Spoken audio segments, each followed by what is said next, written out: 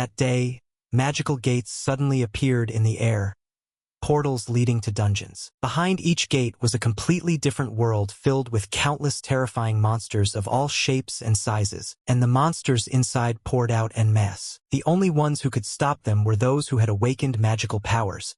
They used their awakened abilities to fight together and defeat the illegally invading monsters. In that fierce battle, amid melee beasts and flying monsters everywhere, heroes from one squad fought side by side, searching for gold. Ingolf von Dietz, searching for gold, Claudia Bourgeot. Each of them had different powers. One could control fire, searching for gold, Nathaniel Koval. One could control wind to fight the flying monsters, searching for gold, Iwako Hideki. There was also a girl of unknown identity with a cold face who fought heroically with a thunder spear, searching for gold. After an intense fight, the five stood on the same front when a monster suddenly leapt to attack an ordinary, non-magical civilian. That person fell to the ground screaming in panic. Dietz looked at Bourgeot and told her to go help the civilian. Hey, go help those in trouble. But Bourgeot lazily propped her hand on her cheek and said indifferently, but there are too many. While the others were still shirking responsibility, the greenish monster raised its claws toward the civilian who was kneeling face down on the ground, clutching their head and trembling. Just as the monster seemed about to crush them, a foot came from nowhere and stomped straight into its face with a devastating blow, denting one side of the creature's face. The struck monster flew back and slammed into a wall with a thud, creating an explosion. A tall man wearing a suit and a long cloak tilted his head slightly to look at the man kneeling on the ground and smiled, asking, "Is everyone all right?" He confidently told his teammates, "I'll handle this," searching for gold, Misato Kyoichiro. With a snap, Kyoichiro leapt up from the ground. He focused his power into his right hand and aimed straight at the crowded horde of monsters below. Kyoichiro's eyes flashed with a cold light. He used a flurry of strikes to hit weak points and killed all the monsters before him with a single blow. His teammate Hideki watched in amazement and exclaimed, "He's incredible, facing so many monsters alone," while Koval stood silently behind, observing without comment. The woman in the tight red outfit looked toward the gate without much surprise.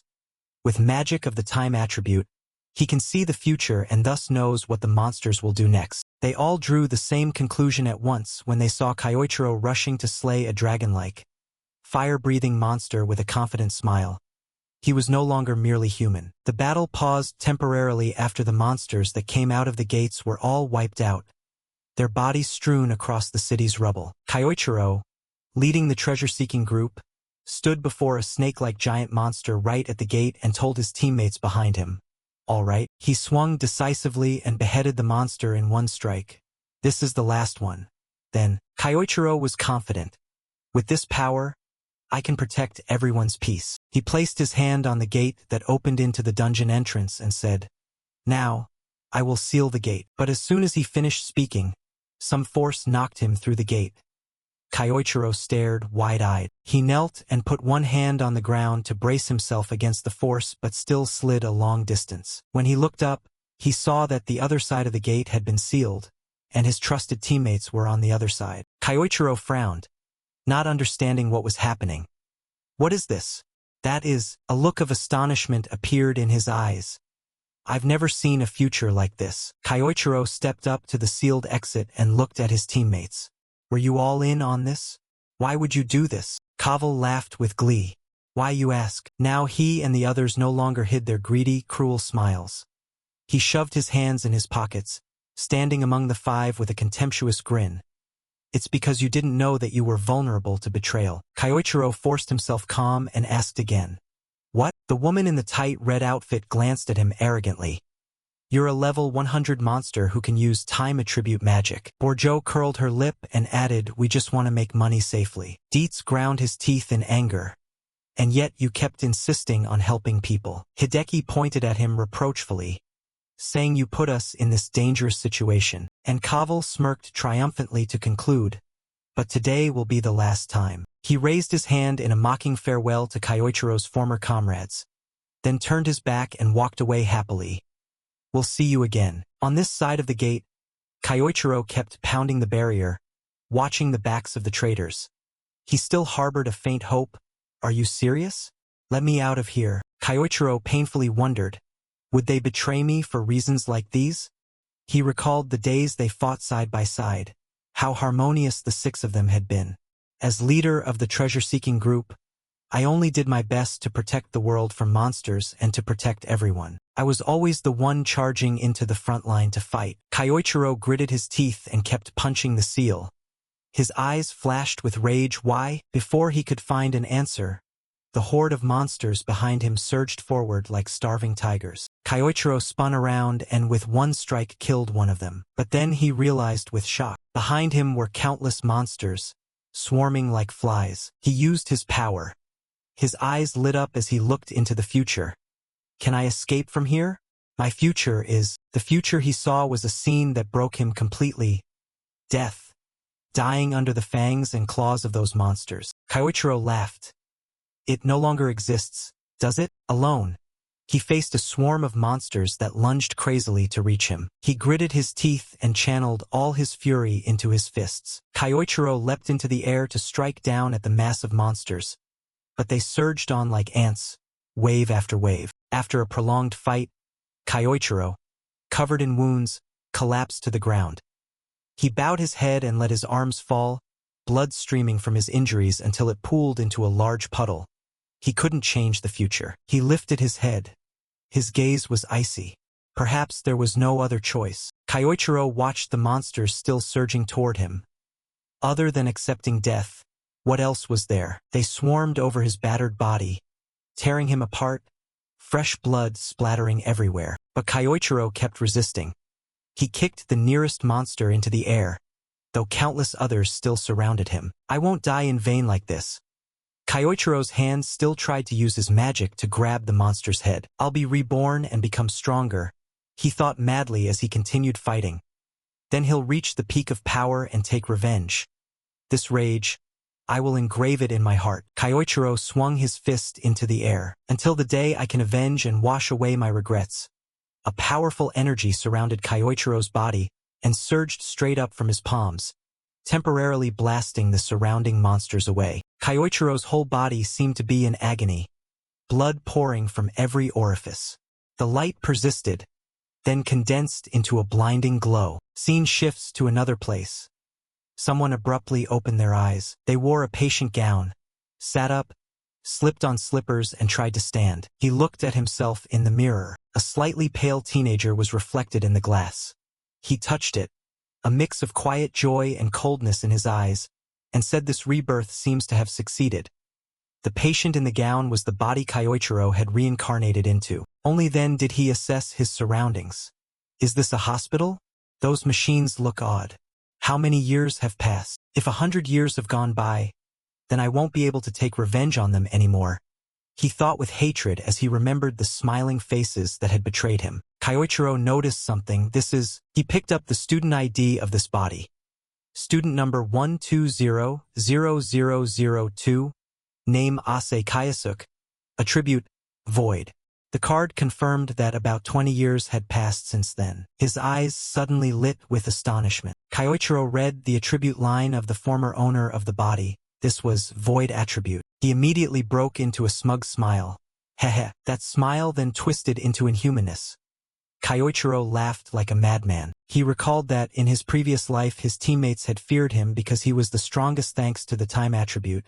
But as time went on he realized he could not grow any stronger. Even seeing the future couldn't perceive the true depth of the void attribute's power. He couldn't use his own ability to gauge the strength of someone with the void attribute. Kyoichiro looked down at the hands of this new body.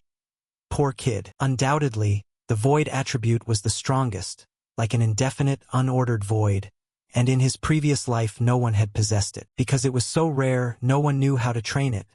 He looked at the card again. No wonder this boy remained at level 1. Kyoichiro looked at the naive student photo on the card and thought the boy had probably been mocked as having no attribute more than once. He placed the card over his heart and said, "Don't worry, kid.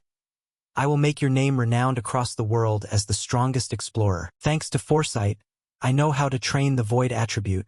You can rely on my past life's power to see energy flows and learn to cultivate them into fruitful strength." He activated the strength of this body. A powerful light enveloped him and lit up the room. With this power, I will become absolute. I will make those traitors. He clenched his fist, smiling maniacally. Regret betraying and driving me to death. He recalled Kaval's smiling face at that moment, and the former comrades who had once been close to him, grinning with glee as they betrayed the one who always trusted them. To take revenge on them, I must level up first. From this moment on, the Kyoichiro of the previous life will die. You will be Kyasu. He lay back down on the bed and closed his eyes. The entire space was pitch black. The void attribute, true to its name, related to conditional magic void. Its essence lay in the ability to freely turn imagination into reality. He shut his eyes tight and concentrated. Magical energy began to stir. Imagining is something anyone can do, like an art student picturing the shape they want to draw. But when transferring it to paper stroke by stroke, it never matches the perfection of the imagination. Making it real is the hard part. Fortunately, this body was gravely injured. Kayasuke's body was still wrapped in white bandages around the abdomen. If I impose the image in my head onto this body, he frowned and concentrated, trying to visualize it. The magical energy he tried to focus flowed in streams with a shimmering, mystical light, imagining each cell being healed by magic as it traveled to every cell in Kayasuke's body, using his power to mend those injuries. The wound on his arm was gradually enveloped by that beautiful golden light. The energy sparkled like a band of galaxies. Kayasuke's arm wounds were quickly healed. The magical energy gradually dissipated. He sat up excitedly and looked down at the arm that had just been wounded, now whole with no trace left. Yes, success. Kayasuke pressed his thumb against the skin of his right wrist. Since it was only rudimentary magic, the recovery speed wasn't high, and the inside of his body wasn't fully healed yet. He thought that if he used it repeatedly, the level would rise. By repeating the visualization to heal wounds, he would recover completely soon. The ability to turn imagination into reality would also improve. The void attribute's magical energy was vast. It comprised many different elements converging, and could expand the range of what could be made real. Thanks to that, many types of magic could be created and used. He alone could master all elements from wind, earth, and fire to lightning, and eventually the images in his mind could be realized exactly in the world. Mirrored shields would no longer hinder him. They would shatter to give the void attribute space to expand. It would grow vast like the universe. Kayasuke smiled. At that moment, a middle-aged doctor holding his chart stood at the door in surprise. "You're awake? Finally." Kayasuke turned to look at him. The doctor hurried over to examine him. "Don't move too quickly. You were seriously injured after the monster attack." He pushed the blanket aside and sat up on the hospital bed. "So that's what happened to this kid." The doctor smiled brightly. "Despite being in critical condition, you woke up as if the Saintess had granted a miracle." Kayasuke looked up curiously and asked, "What did you say? Saintess? What do you mean?" The doctor was surprised. You don't know?" He honestly shook his head. The doctor's face flushed with reverence as he thought of the Saintess of the 5 holy stars. Kayasuke's expression went blank. "I don't know either. What are the 5 holy stars?" He adjusted his glasses and frowned as he rechecked the chart. "Right, you just awoke. Confusion is understandable." He gave some instructions and left the room. "Never mind. I'll run a full check now. I'm going to prepare the instruments. Stay seated here." After the doctor left, Kayasuke pulled back the blanket and sat up. "Saintess, 5 holy stars. Are they some clan or adventurer group that rose in the past 20 years? He went to the TV remote on the table. Leveling up was mandatory, but he also needed to grasp the current situation. He picked up the remote and pressed power. The TV sounded on. A special report today about the dungeon disaster level 555 20 years ago. The broadcast showed images of that time when monsters flooded the streets. Great, a special about the event where I was betrayed. Kayasuke focused on the news. The culprit was. The screen displayed an image of himself from his previous life, the leader of the treasure-seeking group, a time attribute user, level 100, named Misato Kyoichiro. Kayasuke jolted in shock. What? He couldn't believe it, staring at the screen. Am I the culprit? What the hell is going on? The screen replayed scenes of monsters pouring out of the gate and ravaging the city in smoke and flames. He had foreseen the disaster but told no one, planning to exploit the chaos to dominate the world. The remaining members of the treasure-seeking group stopped that from happening. They were the great heroes called the 5 holy stars. The TV showed his 5 former teammates. After a fierce battle, Misato Kyoichiro was defeated and the dungeon was successfully sealed. The report's voice echoed. It was a miracle known to all. Even now, the 5 holy stars still lead the world in many fields. Kyosuke froze before the TV. Today we will invite experts to. He abruptly switched off the TV. Kyosuke's bowed reflection appeared on the screen. He covered his mouth and laughed, the laughter growing more and more maniacal. He sank into rage. Not only had they betrayed him, they had defiled his honor. They had sacrificed themselves. Visions of his bloodied face flashed in his mind. Meanwhile they were hailed and welcomed like celebrities, like true heroes, shamelessly taking the glory and being praised by the whole world. The remote in Kyosuke's hand trembled with anger. I won't forgive them, never. He gritted his teeth, his eyes filled with hatred. All of them. I will send every last one of them to hell. The hospital room grew silent. He calmed himself and exhaled. Kyosuke turned toward the bedside cabinet. He had to be careful. He couldn't fall into their sight. He placed the TV remote on the cabinet. Then he reached for his phone. Right. The teenager looked at the phone screen.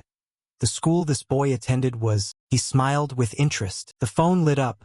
Just as he thought, the principal of the Takigo Adventure Training Academy, 5 holy stars, Iwako Hideki. Kyosuke gripped the phone, just waking up and already knowing where this was. Lucky. He sat back on the bed, chin in hand, pondering. But Iwako is very cautious. He's not someone who easily shows flaws. His gaze flicked to the ID card placed on the bedside. The student card showed his identity and current level. The level gap is too large now. I can't defeat him. Kyosuke collapsed back onto the bed. He spread his hand and stared at it intently. I can't do anything at level 1.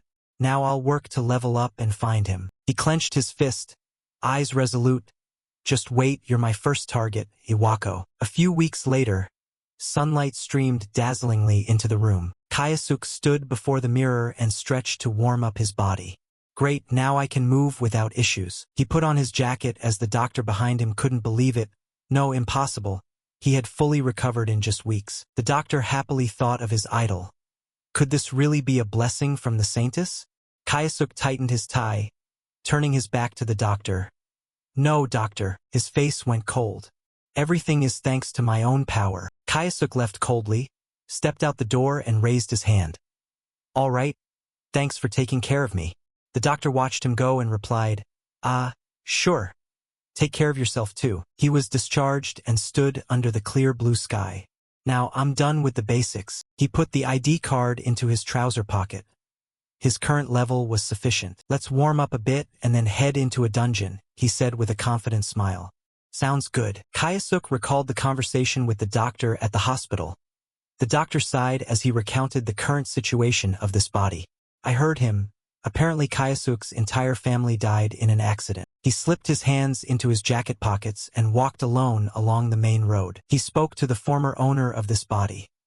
I do feel sorry for Kyosuke back then. Then he closed his eyes and thought, but for me it's a good thing, because it means I can do whatever I want. Kyosuke took a step forward. Across the street ahead was a gate.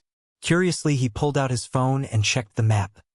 This is the place? After assessing everything for a while, Kyosuke pulled up his hood and face scarf, his eyes resolute. If I want to level up and get stronger, I want to try my luck here. He went to the security guard, took out a card, and placed it on the desk. The man immediately grabbed his wrist to hold him back and shouted, Hey, you there. Kyosuke jerked his hand back and gave the guard a cold look. What is it?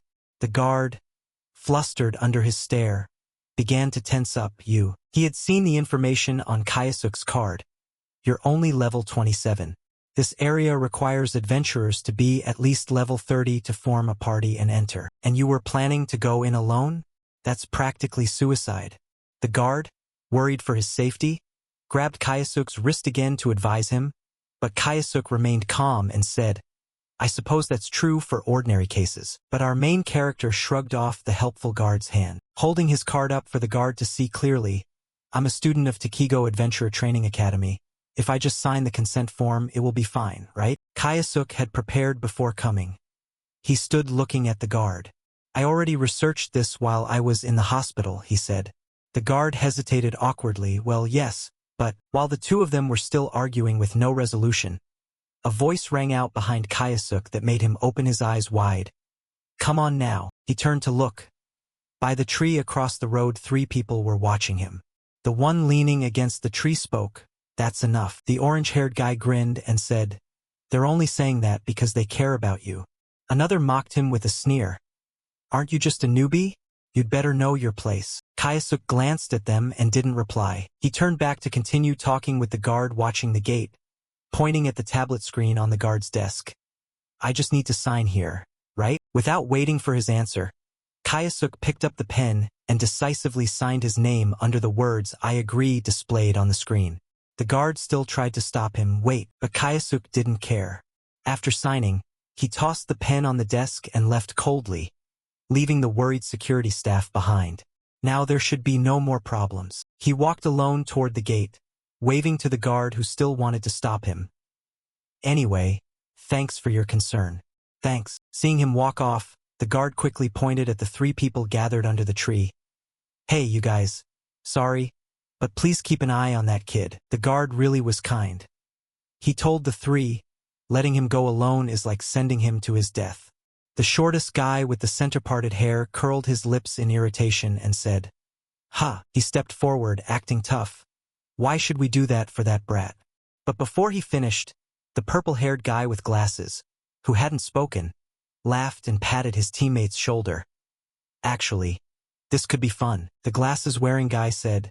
If no one's watching, then the other 2 stared at him in surprise. He wore a sly expression, his eyes malicious as he looked at the other 2. Whatever happens, it won't matter, right? The 3 of them picked up the vibe and grinned sneeringly as they sprinted toward the gate. A brat acting tough. He still has 100 years of training to go. The kind guard, unaware he'd asked the wrong people, cheerfully waved at them in thanks. Sorry for the trouble. I'm counting on you. The 3 entered the gate after Kayasuk. Beyond the gate was a long tunnel lit by torches on both sides. But down that endless path they couldn't see the protagonist's figure anywhere. The glasses guy said with delight, Sure, just the usual. The orange-haired one laughed and added, Kill the brat, then blame the monsters. The 3 remembered the person they'd killed in the dungeon before. The young man's body was covered in wounds and blood splattered the walls and floor, while they stood there with hands in their pockets admiring what they'd done. Thanks to those idiots. And our coin purses kept getting fuller. They killed lone people who entered the dungeon past the gate and looted everything from cash to jewels. The 3, imagining that profitable, murderous prospect, eagerly dashed deeper inside. 10 minutes later, they were still sprinting. The glasses wearer, already tired, asked the orange-haired one, It's been straight all the way, right? The orange-haired guy, also gasping, replied, Yet we still haven't caught up to that kid. Suddenly they stopped. The orange-haired guy pointed ahead as if he'd spotted something.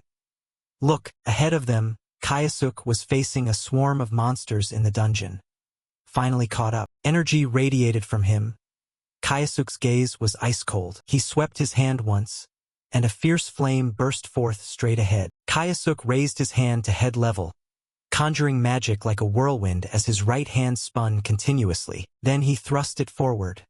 The vortex and the fire surged ahead powerfully. Kayasuk's fire was so strong that when it swept through the monsters, they were incinerated before they could flee. In moments, the once massive horde was reduced to ash and the tunnel was clear again. The 3 who had followed Kayasuk stood behind, astonished.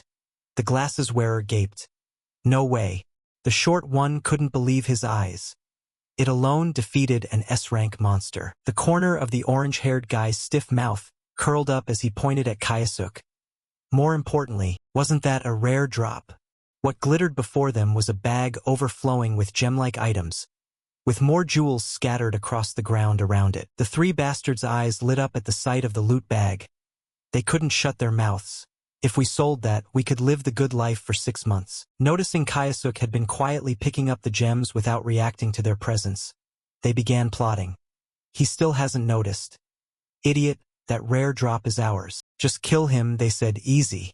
The 3 quickly set their dirty plan in motion as one leapt up. The orange-haired guy had latched onto the tunnel ceiling.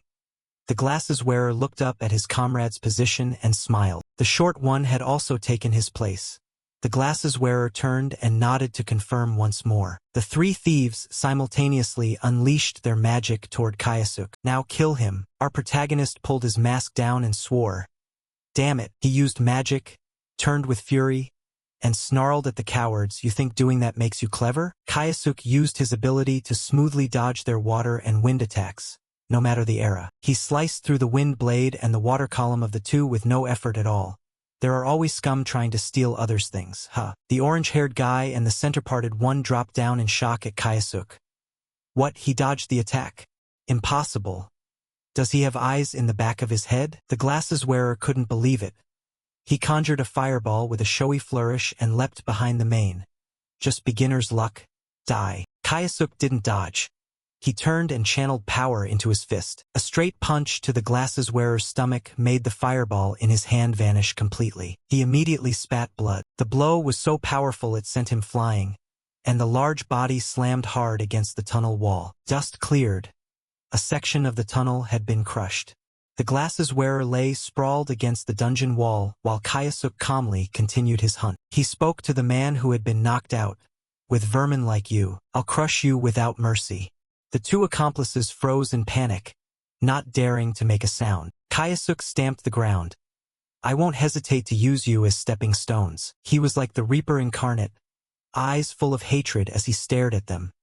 The grudge I carry officially begins now. Outside the gate, the sky remained clear and peaceful. At that moment, another person entered the dungeon. A handsome man in a cloak stood with arms crossed, head held high.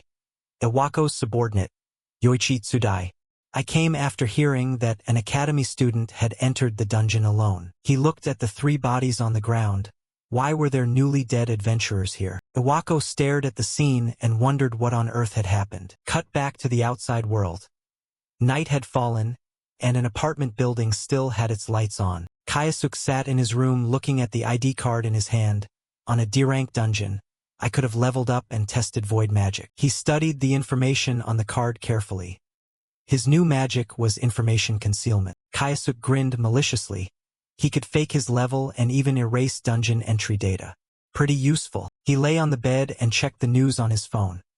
So tomorrow's my first day at the academy. Huh. A notification popped up on the phone screen from the previous day. Pay up. Hurry. Wake up, you attribute-less idiot. He frowned and realized something. So that's it. The next morning, students were on their way to school. Kayasuk slung his bag and headed to class when someone called his name. Kayasuk. He turned to look. An energetic, lively, cute girl waved at him. His classmate, Asahi Karen. Good morning. Feeling better now? Kayasuk replied politely, thanks, I'm fine now. She looked very worried for him and sighed in relief when he said he was okay. I'm so glad. I was really worried. Kayasuk glanced at his friend indulgently. So he did have someone who cared. A voice cut into their conversation. Look who it is. Kayasuk tilted his head. The speaker continued mockingly. Isn't that the attribute-less guy who barely survived? Kayasuk looked over to see three guys with green and red hair approaching with sneers. Since you had to protect a weak level one like him, you owe me something. The leader boasted, you must have brought it with you, right? I'm a bit short on cash right now. Hearing that, he immediately remembered last night's message, so it was those bastards. Karen stepped in front of Kayasuk. She seemed a little scared but bravely defended him. Stop right there. Kayasuk just got out of the hospital. Her action surprised him. He noticed her hand gripping the bag strap trembling continuously. Kayasuk looked at Karen. He stepped forward to stand between her and them. Thanks, but I'm fine. The two lackeys behind them doubled over laughing like it was the funniest thing, clutching their stomachs. Damn. Listen to this attribute-less shrimp talk.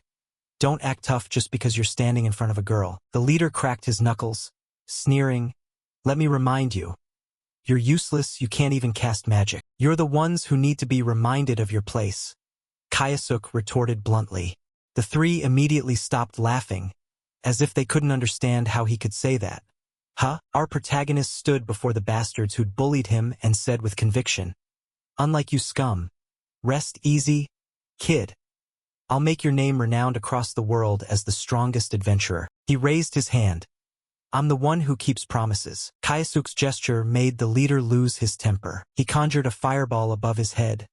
furious and losing control as he shouted at the main, "What nonsense are you spouting?" Karen, worried, warned him, "No way, you can't use magic outside the dungeon, it's against school rules." But the guy ignored her and barked, "Shut up. This attribute-less trash is the one who's wrong for daring to defy me." He hurled the fireball at Kayasuk. "Take this." Kayasuk stood there unflinching. Kayasuk frowned. His right hand also summoned fire magic. With a flick, his fireball shot forward. Kayasuk's fireball was 3 times larger than the others. The 2 fireballs were about to collide. There was an explosion as the 2 fireballs collided, scattering countless embers between them. The 2 lackeys gaped in panic. "No way. Isn't that the same kind of magic? Since when could he use that?" The leader was also stunned, unable to trust his eyes. "What the?" Kayasuk glared at the bastard coldly. "Is that it?" His words were an insult to the bully. He ground his teeth and hissed each word, "You piece of shit." The leader immediately turned to call for backup. "Hey you lot, stop standing there. Take care of him." The 2 lackeys obeyed and unleashed their magic toward the main. "Yeah, try this. Still wind and water, like those defeated robbers in the dungeon." Our main didn't even bother to drop his bag. He raised his hand and used both water and wind magic at once. With a single flick of his hand, his spell met the 2 attackers head-on. The 3 bullies were truly terrified now. What the hell is this? How many types of magic can he use? I've never heard of anything like this. Before they could stop panicking, Kayasuk asked one short question that froze all 3 in place. "Satisfied?" Kayasuk snapped his fingers. "Now it's my turn." A massive aura surged up behind him, rolling like a storm. Kayasuk advanced step by step with clenched fists. "Don't worry, I won't kill you, well, not yet." The 3 bullies panicked and turned to run for their lives. "Holy shit!" The main's voice was like a demon from hell. "Kayasuk, you begged us for help, didn't you?" He grabbed the leader by the shoulder. "So what did you lot do back then?" His eyes now showed no emotion, cold and detached like a killing machine. "Enough? I don't need your answer." He clamped his hand over the leader's mouth, making him sweat with fear. "You vermin." The leader grabbed Kayasuk's arm with both hands, but couldn't resist that overwhelming strength. Kayasuk coldly judged him. "You always say the same things." He was scared to the point of tears, and so, "No matter what you say, I won't stop this punch until it lands." With eyes full of hatred, the main stared straight at the bully. His fist was the convergence of countless types of power. Without hesitation, he struck the leader in the face. The man immediately sprayed blood from his nose and passed out. His whole body flew like a rocket before finally stopping. The leader lay sprawled on the main road, smoking, motionless. Karen covered her mouth with both hands in fear. "Ase Kayasuk." The 2 lackeys panicked and helped the unconscious leader up. "No one would dare look down on you anymore, from now on." Kayasuk smiled wickedly. "Let's walk together on the path to become the strongest adventurer." Apologies echoed across the school. We're sorry." The 2 lackeys supported the leader who could no longer walk on his own. "We're sorry. Okay?" After they got some distance from our main, the leader ground his teeth and cursed under his breath. Damn, after leaving the hospital he changed completely. Kayasuk closed his eyes and said softly, "In the end he's nothing special." Karen stuck her head out, bewildered, and didn't reply. They walked side by side down the hallway. Their classmates all looked at them with unfriendly expressions. Everyone glanced awkwardly, then turned and whispered among themselves. Kayasuk noticed his classmate's strange attitude. Was he drawing too much attention? As the protagonist and his classmate were about to enter the classroom, someone grabbed a student's shoulder from behind and said, "Wait a moment." The person asked, "You are Ase Kayasuk, right?" Kayasuk glanced back at the speaker. A handsome man with a cold expression tilted his head and politely asked, "Do you have a moment?" Kayasuk wondered who he was. His eyes narrowed in suspicion. He looked noble. What a headache. Should I ignore him? After thinking it over, Kayasuk raised a hand and awkwardly smiled as he declined. "Sorry, class is about to start." The man cut him off before he finished. "Wait, I haven't told you my name yet." He stood erect in the hallway. "I'm Yoichi Tsudai, leader of the Cat Nars." Karen halted in surprise and looked at him. "Cat Nars?" Kayasuk's expression went ice-cold. "The society formed by Principal Iwako." Kayasuk's hand on the door froze. Tsudai continued, I'll ask again, Ase. He smiled darkly. Could you spare me a moment of your time? Kaisuke was silent. Then he turned and smiled. If that's the case, it seems there's no other choice. Cut to an empty classroom. Tsudai looked at him seriously and asked straight away, were you the one who defeated the adventurers discovered in the D-rank dungeon last night? Kaisuke acted nonchalant as if it had nothing to do with him. What are you talking about? But inwardly he kept wondering. Such information should have been kept secret. How did he know? Kaisuke's face was cold as he stared at the other. Tsudai pressed on.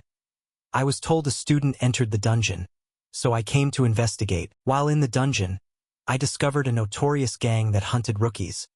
But when he found them, they were nothing but corpses strewn on the ground. And moreover, Tsudai grimly recounted what he saw when you used magic. This morning you even used multi-attribute magic, right? Kaisuke inwardly smirked, meaning he doesn't know the specifics of my magic. He waved his hand and grew harsher. Now tell me the truth. Were you the one who took them down? Kaisuke rummaged through his pockets. Because I was ambushed this morning, I really don't remember clearly what happened. He pulled his ID card from his jacket pocket and laughed helplessly. I'm only rank 1. How could I have done that? Tsudai looked surprised at the card Kaisuke produced. The card's information was clear. The student card did show rank 1, and the attribute listed was void. He looked at Kaisuke's harmless smile and sneered inwardly. Just some nobody, and he dares waste my time? Tsudai clenched his teeth in anger. Then he turned, pushed the door open, and left. Before exiting the classroom, he added perfunctorily, sorry for calling you in. He stood in the doorway and looked back. Don't do anything suspicious. Extra trouble is annoying. Kaisuke stood in the hallway watching Tsudai's retreating back. He thought to himself, that Tsudai guy, it seems I can use him. Thinking that, Kaisuke smiled slyly. He could approach Iwako without raising suspicion. Is there a way to make him my pawn? Kaisuke wondered as he dealt with the gullible Tsudai. Wait. Now's the perfect time to test that magic. Kaisuke smirked calculatingly. Cut to an office. Tsudai stood at attention reporting his findings to a man seated with his back to the bookshelf. My report on last night's events in the D-rank dungeon ends here. The other man sat with one leg crossed and his chin propped on his hand. You messed up too? Hideki, hair slicked back and hands ringed in glittering jewelry, frowned reprovingly. I told you to be careful who you use. Takigo Adventurer Training Academy. 5 Saints Insignia. Principal Iwako Hideki. Tsudai bowed deeply. I sincerely apologize. I will try to calm the situation immediately. Hideki rose, of course. He stepped in front of the bowed Tsudai. If your involvement in the rookie hunting incident is exposed, I will be criticized as well. Hideki grabbed Tsudai's face and pulled it up so he faced him. His face like a demon scared Tsudai. Don't forget that. If anything goes wrong, even you will be fired immediately. Tsudai bowed his head very low and shouted. I understand, Principal Iwako. In a corner out of Hideki's sight, Tsudai gritted his teeth and cursed under his breath. Damn it. Why do I have to deal with this pile of trash? If I'd known it would end up like this, I would have squeezed more hush money out of those bastards. Turns out he wasn't so clean either. He took bribes from the bandits Kaisuke encountered. He clenched his teeth and forced down his anger at being reprimanded. Hideki turned back to his desk. Nonetheless, there was one thing I still don't understand. Tsudai looked up and asked curiously, What is it, sir? He picked up his tablet. According to your report, the student in question should be at least a 3rd year. But there were no 3rd-year students who entered the dungeon last night. The tablet clearly showed that. Hideki put the tablet back on its stand and said, Well then, maybe they were killed by monsters while hunting rookies, and you're lying to cover it up, he said, folding his hands behind his back as he passed Tsudai, asserting something that made him ashen. He moved to the window, hands clasped behind his back, staring out at the clear blue sky. Rather than believe one of my students could single-handedly defeat rookie hunters, this is the more realistic conclusion. Tsudai seemed to realize, I see, is that it? Hideki didn't turn around, yes, unless something extremely unusual happened. He widened his eyes at that. Well, Tsudai recalled the oddity Hideki mentioned. Oddity? It seemed the odd thing was Kaisuke's student card listing a void attribute at rank 1. He quickly spoke up, Principal Iwako, could a special attribute be connected to this? Hideki put a hand to his chin and tilted his head in thought. A special attribute, that's a possibility. Hearing that, he seemed to realize something interesting and smirked. Sudai, grinning confidently, placed a hand on his chest. Principal Iwako, please let me handle this case. His attention returned once more to our protagonist Kayasuke. I'll be quick. Sudai sneered with malicious eyes and vowed to resolve the matter completely. On the wall, a torch blazed, casting red-hot embers. A few boys in matching outfits were unleashing powerful streams of energy in the same direction. Seeing the monkey going berserk ahead, one of them shouted urgently, I see it running that way. Suddenly the monkey grew gigantic and let out a terrifying roar, its blood-red eyes seeming to devour everything around it. At that moment someone concentrated a surge of power in their palm, forming a vortex-like circle. The energy shot directly into the rampaging monkey, making it howl in agony. The students watched terrified as the monkey began to fall, cold sweat breaking out. Sudai was the one who just defeated the monkey. He called out loudly to the others, students, do not break formation. The trainees who'd seen the display wore expressions of admiration and exclaimed in unison, Yoichi is amazing. After all, he was chosen by Principal Iwako. Maybe I should join the cat Nars too. Sudai stared at the piled-up monsters and said softly, all right, I've cleared all the monsters in this area. Those behind him chorused, well done, Yoichi. He turned his back and left, instructing them, I leave the rest to you. Those students replied, understood. Then, it's time to do why I came here, Sudai told himself, slipping a hand into his coat to retrieve something. Sudai pulled out a small chain with a strange surface and gently placed it in his palm. Reveal Ase Kayasuke's location to me, he said, then flung the chain forward, imbuing it with a weird blue energy. The chain began to stretch rapidly. The hand holding the chain's end began to feel a force pulling it along. He thought to himself, just as I suspected, he's far from the other students. Receiving the signal from the chain, Sudai quickened his pace and followed the direction it pointed.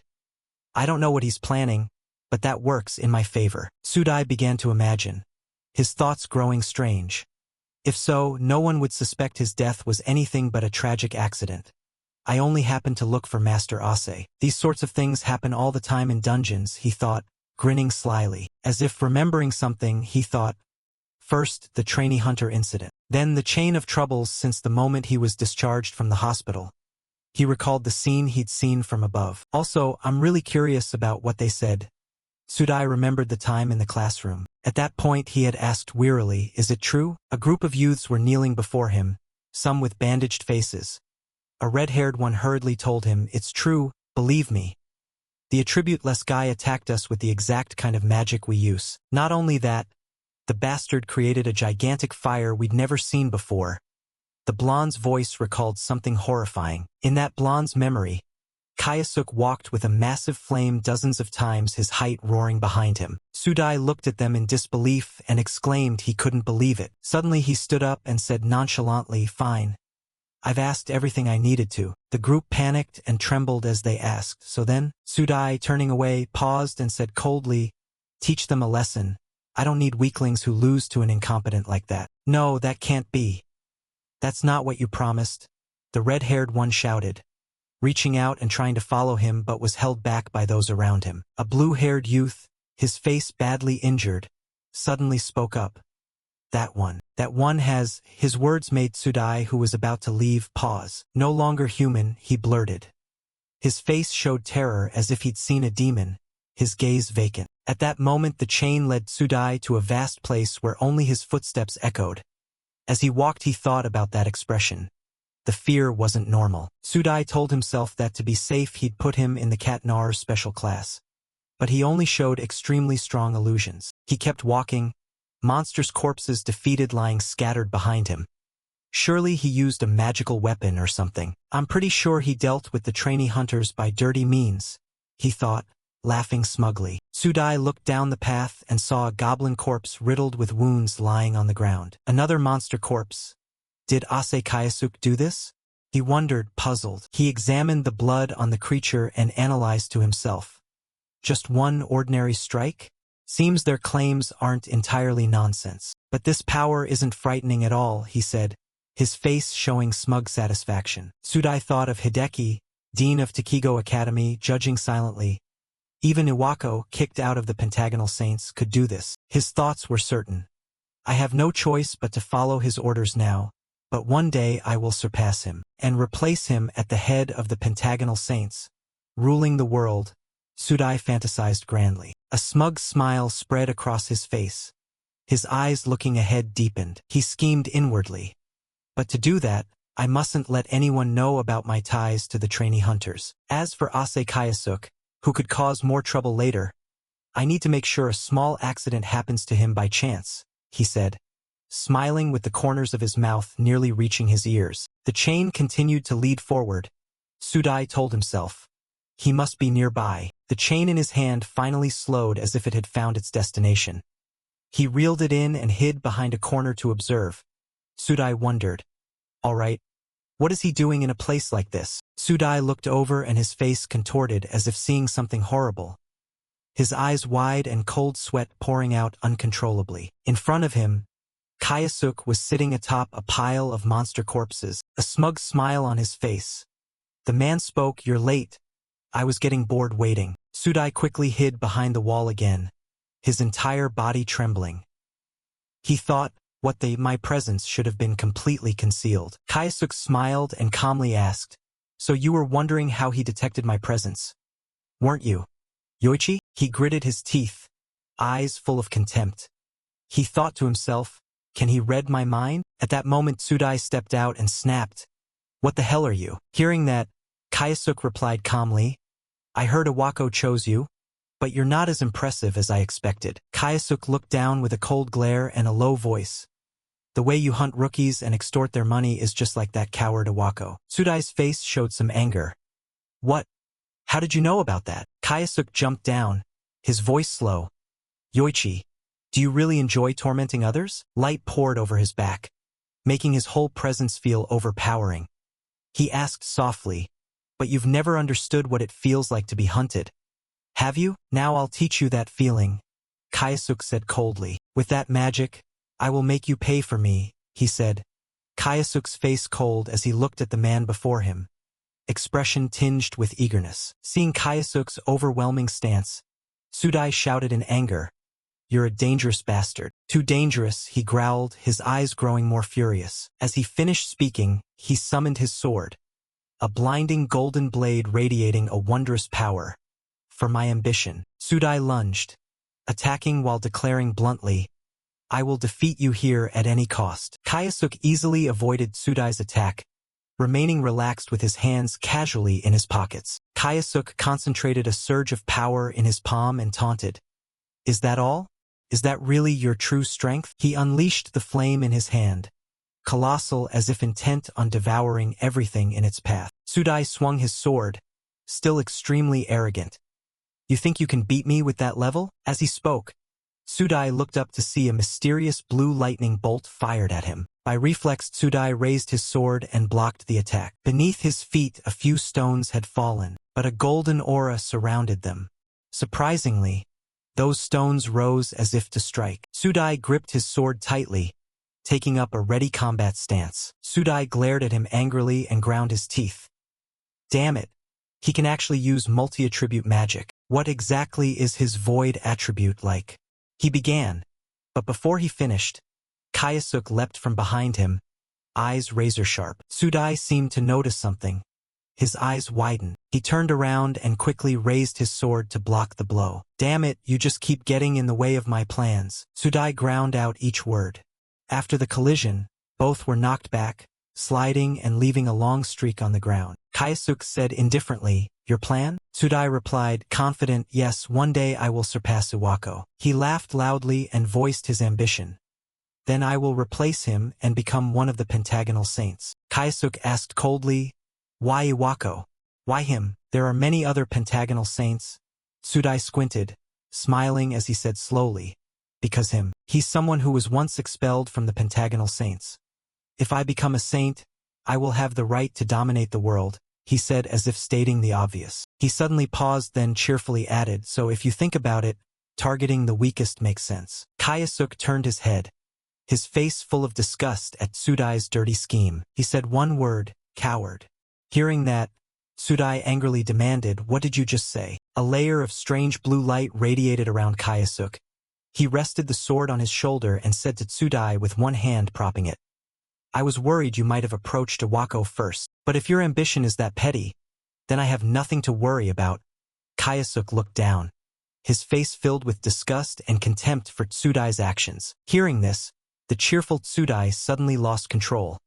His eyes widened as he stared at Kayasuk before him. The man with the sword lunged in fury, shouting, "Shut up! What's wrong with wanting power, money, and women?" he yelled, brandishing his sword in a flurry as he fought and screamed. He shouted into Kayasuk's face, trying to prove himself right. "Power that lets you trample others with no one daring to speak. That's the power I want," he roared, face to face with the calmly composed Kayasuk. Tsudai laughed savagely and ambitiously.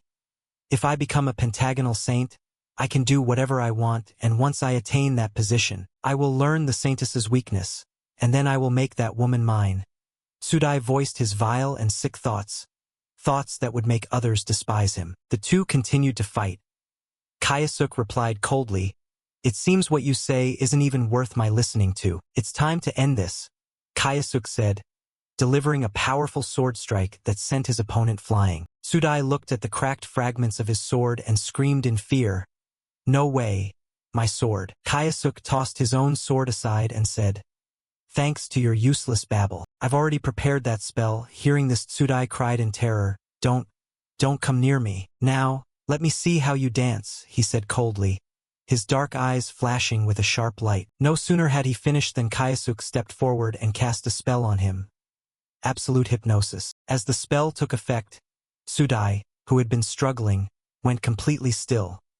His face became blank. Then he collapsed like a statue, producing a loud thud. Kayasuk gazed down thoughtfully, thinking to himself, "This spell requires the caster to first shatter the target's spirit, but once activated—" "Hey, get up," Kayasuk ordered, and each of his joints slowly began to move. He felt as if some force lifted him, his whole body still rigid like a log. Tsudai tilted his head and replied in a hollow voice, "Yes, sir.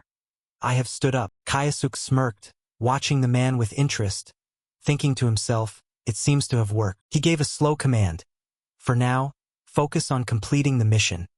I will give further orders later." Tsudai replied oddly, "Yes, I understand, seeming a bit uncomfortable.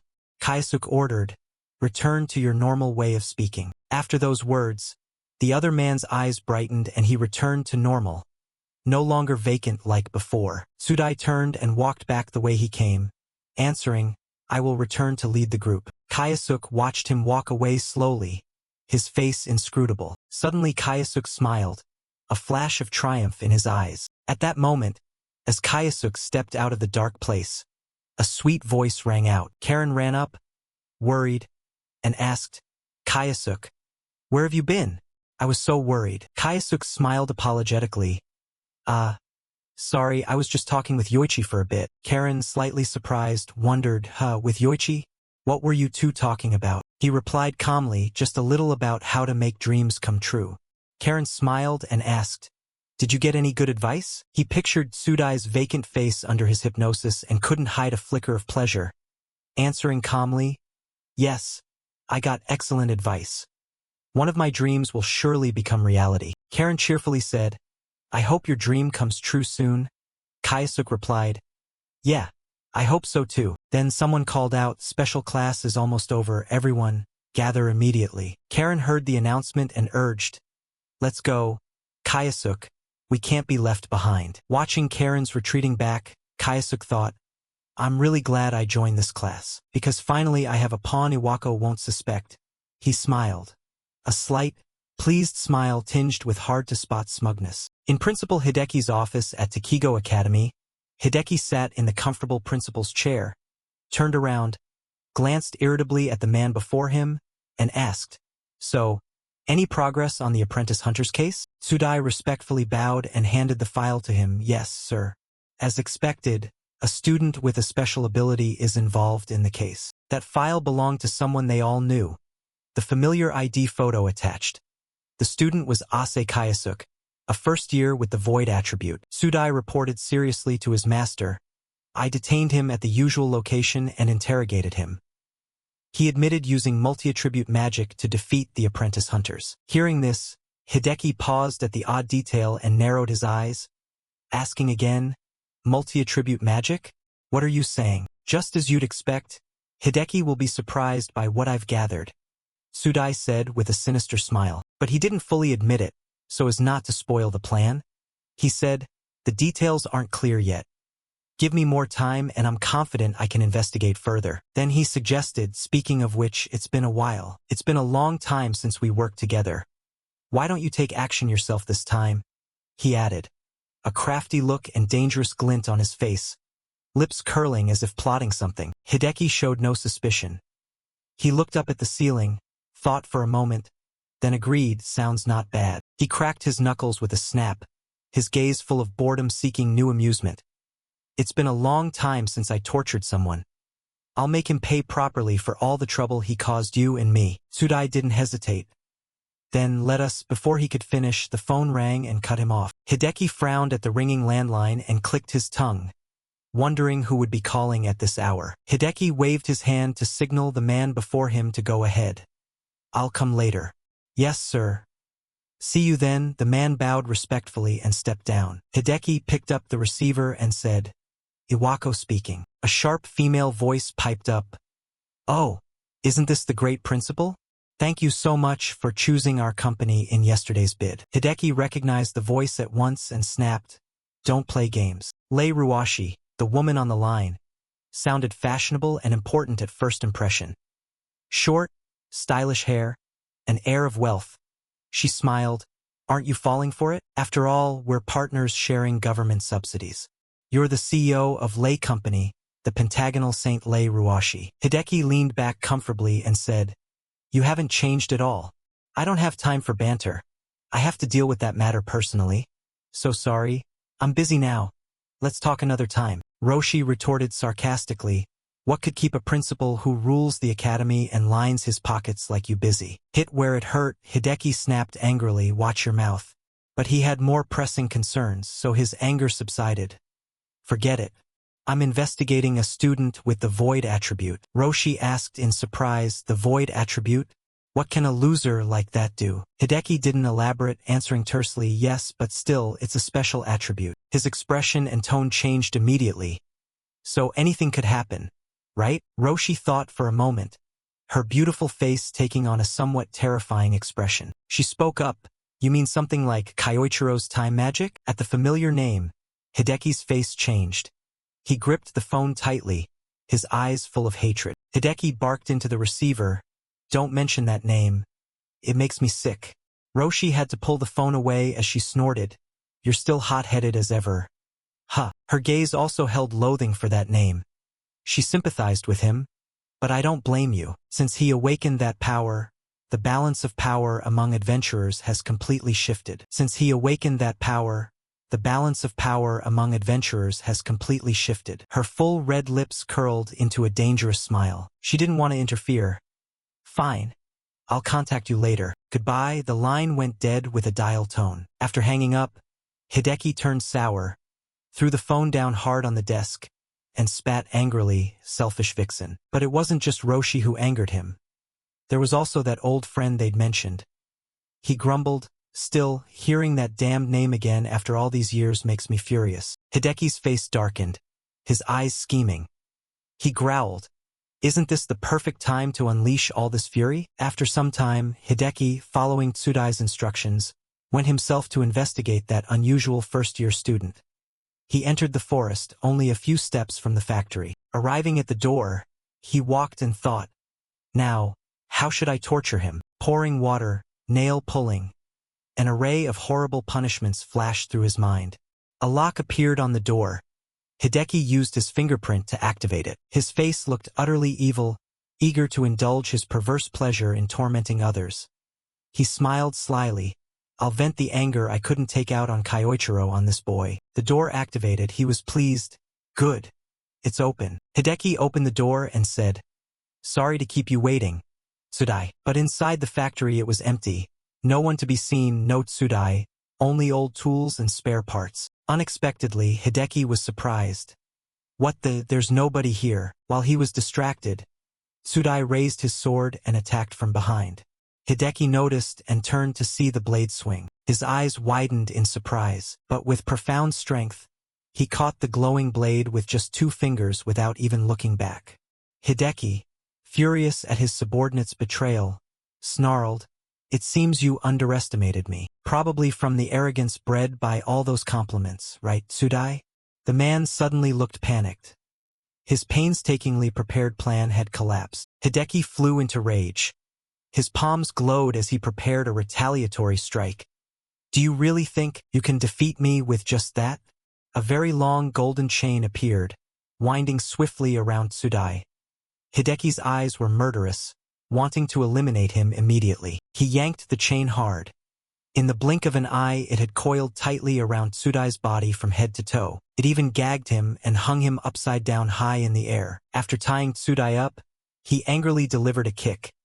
"No way someone like you could be my match." Bound tight and helpless, Tsudai was kicked away, unable to cry out even from the pain. He stepped closer and said, "You picked the wrong enemy, you bastard." Tsudai struggled and screamed, terrified as the man's footsteps drew nearer. Hideki came before him, fists clenched in fury. "You destroyed yourself with those foolish ambitions, Yoichi Tsudai." A voice sounded still as stupid as ever. "Huh." Hideki was startled, his heart leaping. There was another person here he hadn't noticed. He turned and stammered, Who is there?" In the darkness, Kayasuk stepped out and said, "Kneel before the strong and prey on the weak." He looked at the man before him mockingly. "You seem as greedy and foolish as ever." Hideki's eyes bulged in anger. Someone dared to run rampant in his territory. He threatened, "How dare you insult me? I'm the academy principal." He's the same as always, fond of flaunting authority and using power to oppress others. Kayasuk stepped forward and calmly replied, "Destroying yourself over foolish ambition. Sounds like the perfect self-introduction for you, Iwako Hideki." Hearing that, Hideki boiled with rage. His face flushed and veins bulged. He snarled, "Who the hell are you, bastard?" Kayasuk strode out coolly, hands in his pockets, walking slowly. Hideki recognized that he wore the school uniform. Hideki shouted, "I'll expel you. Give me your student ID number." The angrier Hideki got, the more delighted Kayasuk became. He grinned wickedly and soothed, Now, calm down. Finally we've reached this step, so let's talk slowly for a bit. Just the 2 of us."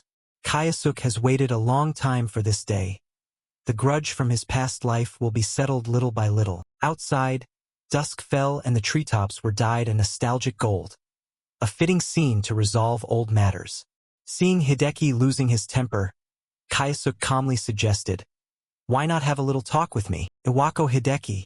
He boldly called the man's name straight out. Though he was the principal of a major school, for a lowly student to dare call him by name made Hideki grind his teeth. "How dare you mock me?"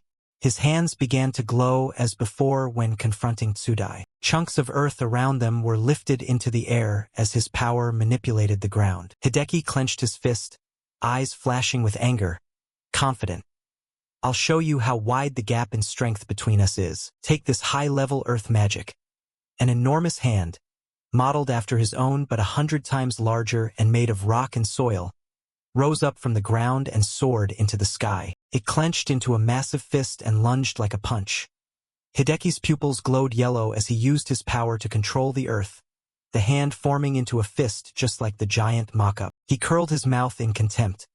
"A student like you can't possibly dodge this." He thrust the powerful fist toward Kayasuk, shouting, "Die!" Immediately, instead of moving himself to strike, the giant fist, under his control, flew straight at Kayasuk. Kayasuk remained brazenly calm as the fist flew right up to his face. A tremendous collision sent earth and stone scattering and raised a thick cloud of dust. Hideki looked up at the sky and laughed with satisfaction. "This is the price a mediocre student like you pays for opposing me." Through the smoke after the attack, the factory could be seen. Half collapsed, the ground cracked by the immense force, no sign of anyone inside. With such power, an ordinary student would be shattered or at least dying. Hideki smirked smugly. "Maybe I was a bit heavy-handed. I'll think of another place to torture him, and I still don't know who you are, but I'll stay to watch you die. The explosion's dust had splattered mud on his face, so he reached into his jacket for a handkerchief to wipe himself. Wiping his face with the handkerchief, Hideki slowly approached the half-destroyed factory to witness Kayasuke's death, complaining, "What a nuisance." He looked ahead in surprise. When the smoke cleared, a lone figure still stood at the center of the rubble as if nothing had happened. Hideki froze. What? Kayasuke walked slowly toward him. Although Kayasuke had originally proposed a peaceful talk, the man had rudely started the fight first. So Kayasuke frowned and asked calmly, "I told you I only wanted to talk a bit." He had no injuries or scratches, not even dust, leaving Hideki astonished. "What, you're completely unharmed despite being hit by my high-level spell? No student has ever been like this." He angrily pointed and demanded, "What the hell are you? Say your name now." Kayasuke smiled at the question, rubbing his chin teasingly. "Who am I? Haven't you figured out who I am yet?"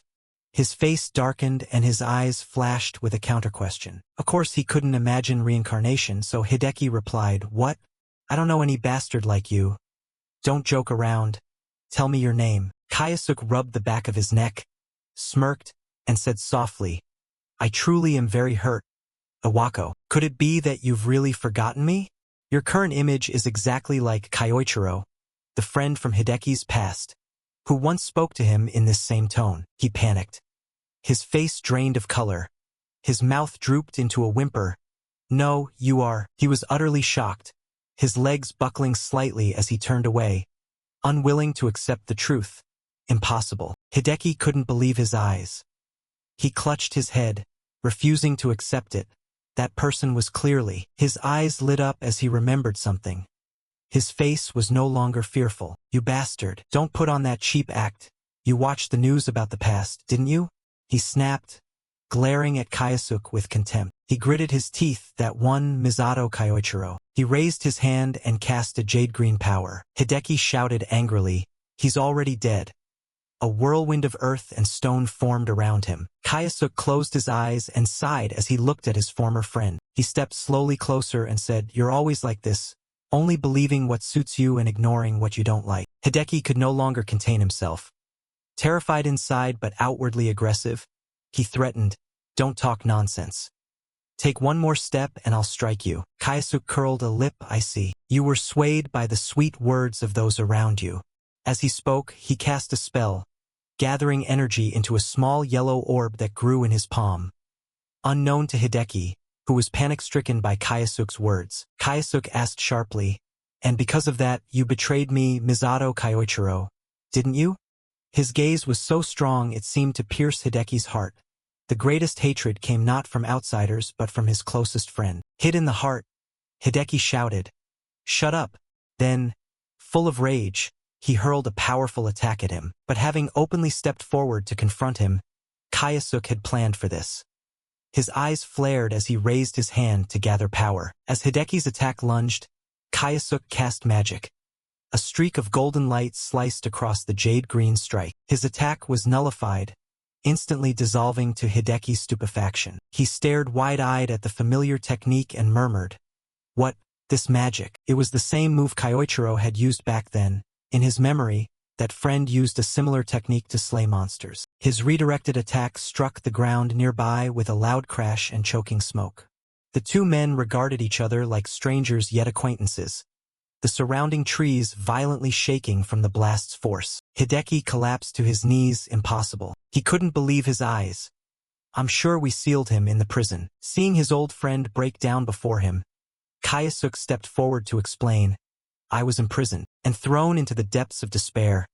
Kayasuke bowed his head and looked at the wretched Hideki, the one who caused the tragedy in his life, his eyes burning with hatred from his past life. Hideki stammered, "You're really Misato Kyoichiro?" Kayasuke knelt on one knee and replied, "It took quite a while, didn't it?" He broke into a bright smile and said, "Long time no see.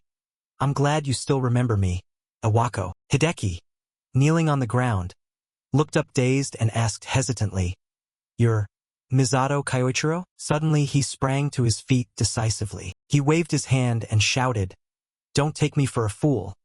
Do you mean to say he's dead and returned to this world? Clinging to his own conviction, Hideki cast the skill once more. He said decisively and with malice, "If you're a ghost, you'd better stay quiet and mind your place." This time not one but 5 strikes launched at Kayasuke simultaneously. He lightly shifted his foot. He smoothly dodged all of Hideki's moves without using his hands, both hands tucked neatly into his pockets. Kayasuke looked up into the sky. The earth fist he controlled immediately slammed down from above onto the ground, and Kayasuke evaded it with graceful timing. Hideki clicked his tongue in annoyance and spat, "You insolent brat." He calculated silently to himself, "But I must seize the upper hand. Even as a golden seeker I didn't join battles, so to this day the saints still mock me for that." Rage boiled within Hideki. He clenched his fist and ground his teeth. "But that doesn't mean I'm weak." Instantly Hideki spun lightly, like a conductor, sending earth and stone swirling in a storm, his power glowing jade green. Hideki said proudly, "This is the technique I've painstakingly perfected for 20 years. Wind-earth, a twin-branch magic, countless chunks of rock, large and small, were carried by the vortex like a hailstorm." He opened his mouth and shouted, "Take this." The rocks hurtled forward at nearly the speed of light. The gusts of wind-driven earth and stone surged like powerful jade-green streaks. The hail of rocks struck the ground where Kayasuke stood with devastating force. With such relentless assault, the ground there exploded, flinging debris everywhere. Because he used a combined technique, Hideki dropped to his knee, panting yet still smug. "Well? How do you like that? This is my strongest spell." He carefully peered toward the blast to see how his enemy fared. Smoke and leaves swirled everywhere. Seeing the black smoke, unlike the previous attack, Kayasuke did not counterattack this time. He thought to himself, "He isn't fighting back." A look of delight crossed Hideki's face and he smiled faintly. Then he tilted his head to the sky and screamed with joy, "I did it. I really did it." His face, consumed by ambition, now revealed greed, malice, and cruelty as he shouted, "I've defeated that bastard Misato Kyoichiro." Hideki raised his fist as if to show he achieved what he couldn't before, sneering, "You think after all these years I'm still the same? Idiot! No matter how strong your attribute or time power was, it's all in the past. Do you know how many years have passed? 20 years, 20 damned years. The me you knew back then is no longer who I am now." Having achieved the feat of defeating Kyoichiro, he could brag for the rest of his life. "Defeating you partly restores Hideki's confidence and proves his current strength," he said satisfied. "Don't you dare underestimate me." He grinned maliciously. 20 years have passed. My level has risen. It's only natural that I'm stronger now." Hideki breathed a sigh of relief at having destroyed his enemy and was pleased with the result. He squinted as he thought of his rivals. "Finally I defeated Kyoichiro. Now I won't let them look down on me anymore. The true strongest among the pentagonal saints is me." Hideki sank into complete madness, countless evil thoughts showing on his wicked face. A voice rang out, "Finished already?" Hideki's face fell, his pupils shrinking in fear. He panicked, Kayasuke is intact," calmly brushing dust off his clothes with his hand. His face darkened as he pointed at him and shouted, How is this possible? Took all those blows and still." Kayasuke smiled in admiration. "You've learned some strong spells too. Truly a hero of this age." A strange white aura appeared around him before anyone noticed. Kayasuke said, "Now, I can vent my anger without holding back anymore," he said with a bright, squinting smile. He clenched his fist. Powerful energy flared with different colored glints. Hideki's face drained of blood. He was in utter panic. He's a monster." He tried to steady himself. "But I can't retreat now after all the effort I put in to reach today." Hideki refused to give up and continued to cast earth magic. "I won't let you mock me any longer." A giant hand formed from earth magic lunged toward Kayasuke's position. It immediately closed around him, squeezing tightly. Hideki inwardly exulted. Got him now. But Kayasuke disappointed him, murmuring, "Oh dear, you still bark as loud as ever." Kayasuke used water magic to stop the hand from crushing him, because Hideki's power was earth. When it met water it turned into soft, muddy sludge and lost the hand's original form. He taunted, "You think that's enough to beat me?" The mud and earth, transformed, flowed back toward Hideki. He panicked, "No, don't. Stay away from me, get back." He used wind magic to push them away. Kayasuk waved his hand, creating a streak of wind magic similar in nature but unlike Hideki's jade-green wind. His was emerald. His wind magic formed a massive vortex that sucked up all of Hideki's wind spells. The vortex's range grew and its power became immense, choking the area with dust. Hideki had to shield himself from the fierce swirl. The vortex drew closer and closer to him. Hideki was struck by his own attack in reverse. He was hurled backward, his head slamming into a nearby tree as he screamed in pain. Not done, Kayasuk cast fire magic and stood before him. Hideki crawled backward in fear. Realizing he couldn't win, Hideki knelt and begged. "I'm sorry, Kyoichiro. I'm begging you, please spare me."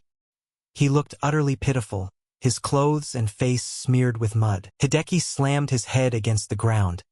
"I'm sorry for what happened 20 years ago. So please," at his desperate plea, Kayasuk remained silent, pressing his lips together. While he bowed his head to the ground, Hideki smiled slyly. "Kyoichiro is a kind idiot. If I act like this, he'll surely. Truly a fox can't change its nature. He's still the same, only caring about his own benefit." At his desperate plea, Kayasuk remained silent, pressing his lips together. Contrary to his expectations, Kayasuk replied coldly, "Shut up." He suddenly looked up and said, "Huh, you mean this is how you trapped me back then? You think I'll let that happen again?" A terrifying aura emanated from Kayasuk. His face darkened, his old hatred immense. Forgiving him so easily would be unworthy of what you put me through. Hearing that, Hideki leapt up in fear and said hurriedly, "Wait, Kyoichiro, we were friends once, weren't we?" His fury reached its peak, killing intent flashing in his eyes. Kayasuk growled, "You have no right to say that, especially after turning me into a vengeful demon." He gathered power in his fist. He punched Hideki's hateful face without mercy. Not just once. He unleashed a barrage of punches over Hideki's entire body, repaying the grudge from their past life up to now. After taking so many blows, Hideki couldn't resist and spat blood. Regret gnawed at him. He realized the image of Kayasuk before him was like a demon punishing the crimes he had committed. Hideki gasped his last, "You shouldn't have messed with this guy." Finally, a mighty palm strike landed. A powerful blast that sent him flying for miles like a rocket, tearing through even large trees. Hideki's head slammed hard against a tree trunk. Kayasuk stood before him and said, "You should thank me for not killing you. I still have one question to ask." Hideki was now an empty shell, completely unconscious. His body burned by ice and fire, bruised all over, frothing at the mouth. Seeing him like that, Kayasuk said, "But you won't hear me anymore, right?" The sunset light hit half of Kayasuk's face as he coldly stared at the traitorous enemy, as if partly settling a long-held grudge. Hideki slowly opened his eyes as pain spread through his body. Kayasuk looked down from above in an icy tone. "Hey, you're finally awake." He panicked and retreated a full 100 meters. His face turned pale and his voice trembled as he shouted, "Please, don't kill me." Kayasuk smiled faintly with a hint of contempt. "Oh, I won't kill you." He tilted his head up with casual composure, which only terrified him more. But his pupils glinted gold as he threatened in a low voice, "You'll answer my question, won't you?" His hand reached into his chest as if searching for something. "All right, first." He pulled out a phone. The screen was lit, showing a name. "Tell me about this woman." Hideki's eyes widened as if he recognized the person. He jumped up in alarm. "My phone." But Kayasuk coldly stared at the first name on it. "In your call history, this Lei called you today." The gentle expression on Kayasuk's face turned to anger. "What did you two talk about?" A bead of sweat rolled down his cheek as he stammered. "That, because Lei is coming to Japan in 3 days, I thought she wanted to talk about that." But a knowing smile appeared on his lips, as if he finally understood. Memories of past betrayal surfaced. 3 days from now, Lei will. His hand relaxed slightly. Confidence showed on his handsome face.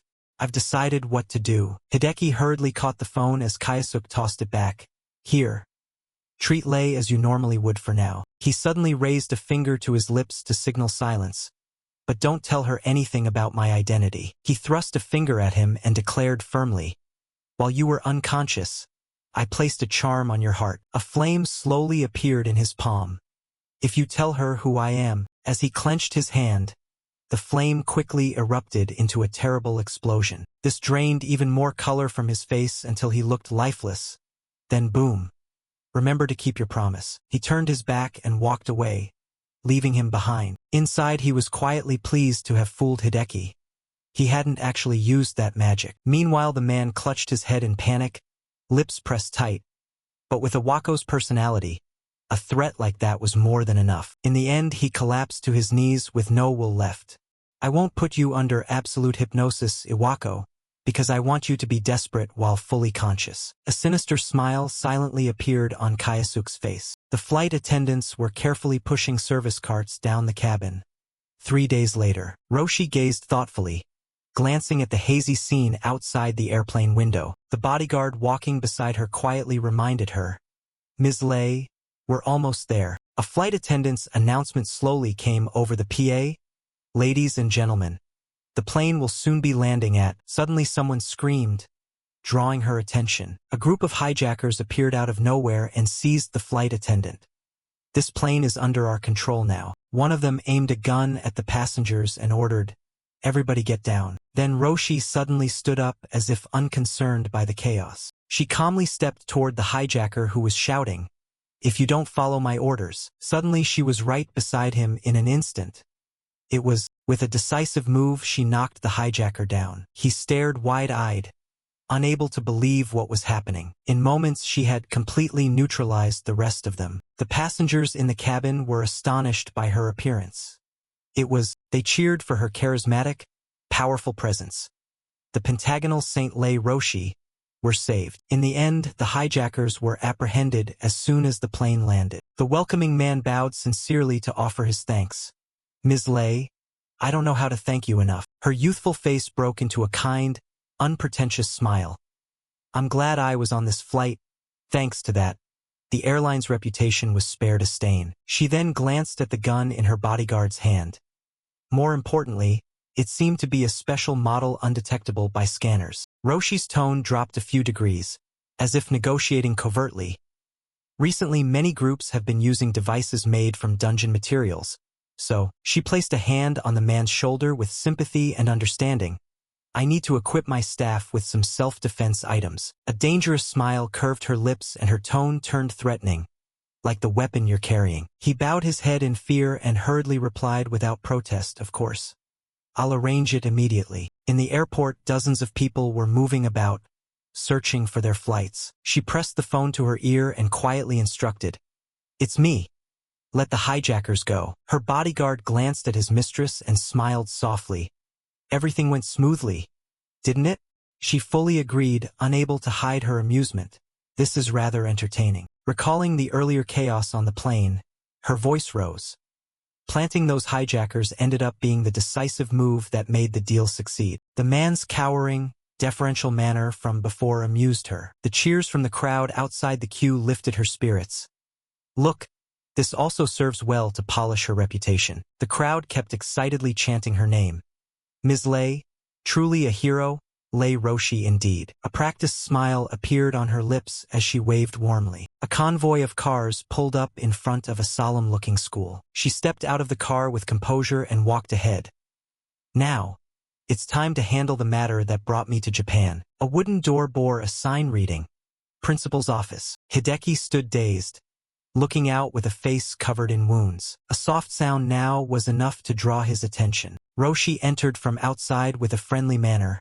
"Excuse my intrusion, Iwako." She sat down leisurely and spoke with him. "You said you investigated a student with the void attribute. Any progress?" His eyes shifted slightly. Feeling uneasy, he chose his words carefully. "No, it turned out to be a false alarm. As you said, that student was just a useless failure." She sipped her tea calmly and continued, "Is that so? A rare attribute, so what? In the end, it was nothing special." But Hideki felt like an ant on a hot pan. If he said the wrong thing, the charm would activate. He only needed to answer normally. She gently set the teacup down and her tone grew serious. "Then let me get straight to the main issue." Darkness quickly obscured most of the cruel expression on her face. "About the new drug we're developing, who should be our next test subject?" She crossed her long legs lightly and remarked, You've been good at exploiting this academy's systems. Meanwhile, in Kayasuk's earpiece, audio from the principal's office played.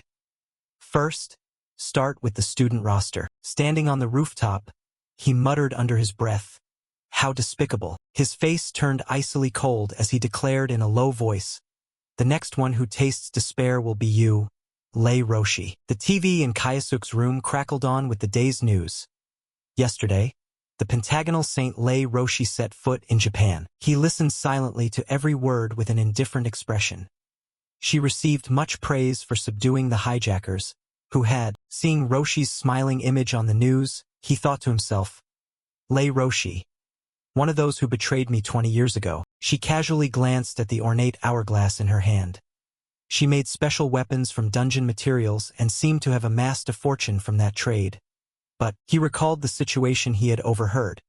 Based on his earlier conversation with Awako, it seemed she was using this school for shady dealings. He stood up, put on his coat, and thought, outwardly a hero, yet behind the scenes exploiting others for gain. A sneer appeared on his thin lips.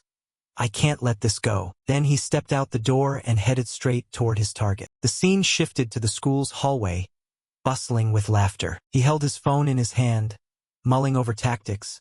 But how should I strike? The phone screen showed the latest report on Roshi.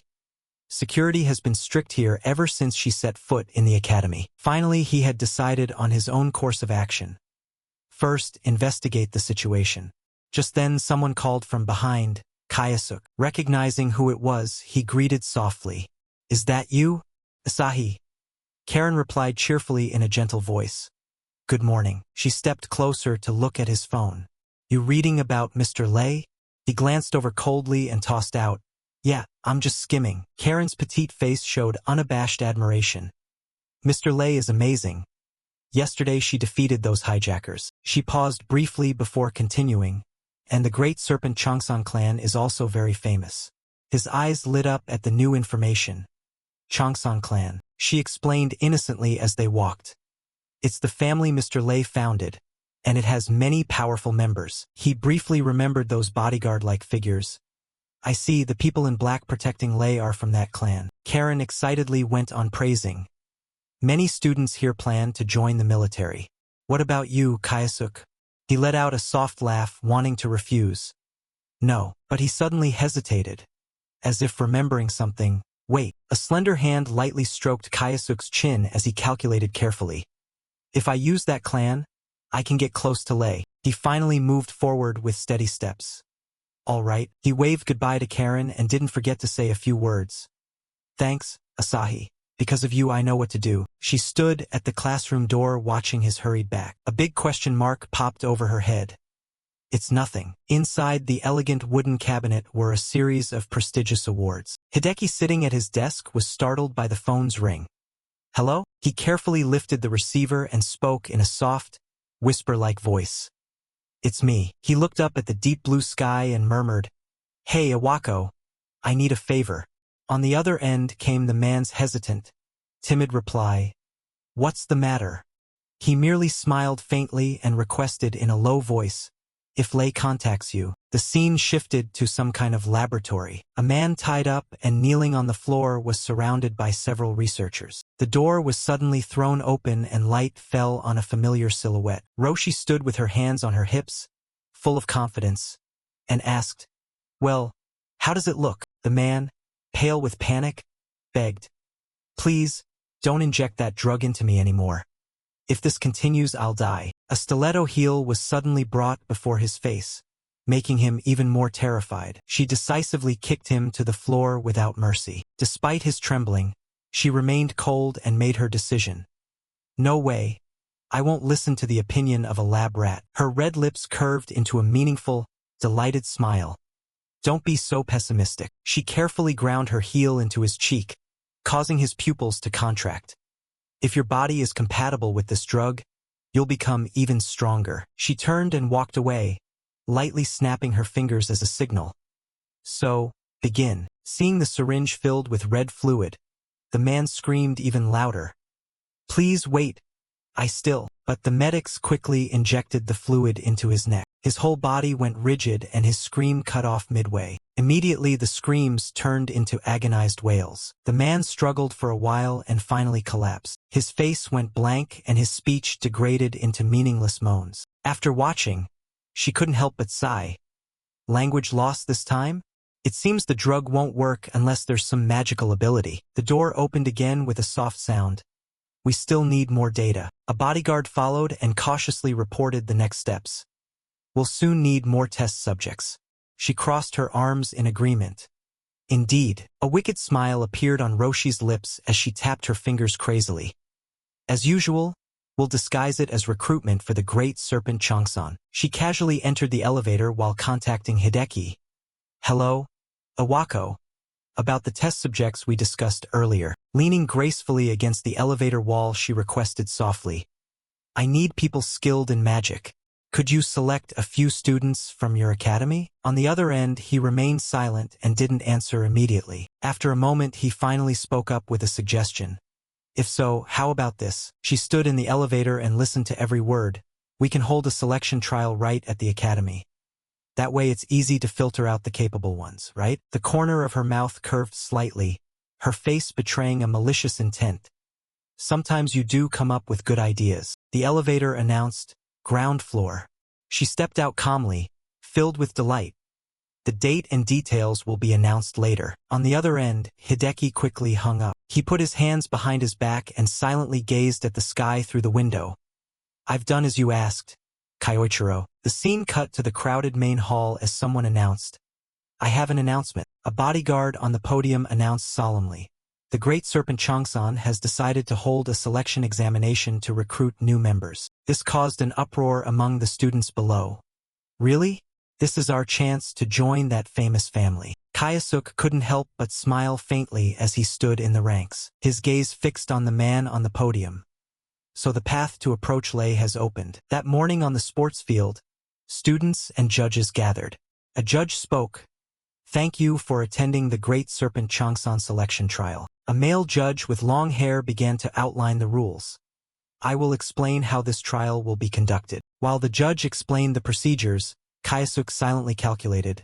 To join the Great Serpent Changsan and get close to Lei, I must pass this trial. When I approached Iwako before, I tried not to attract attention.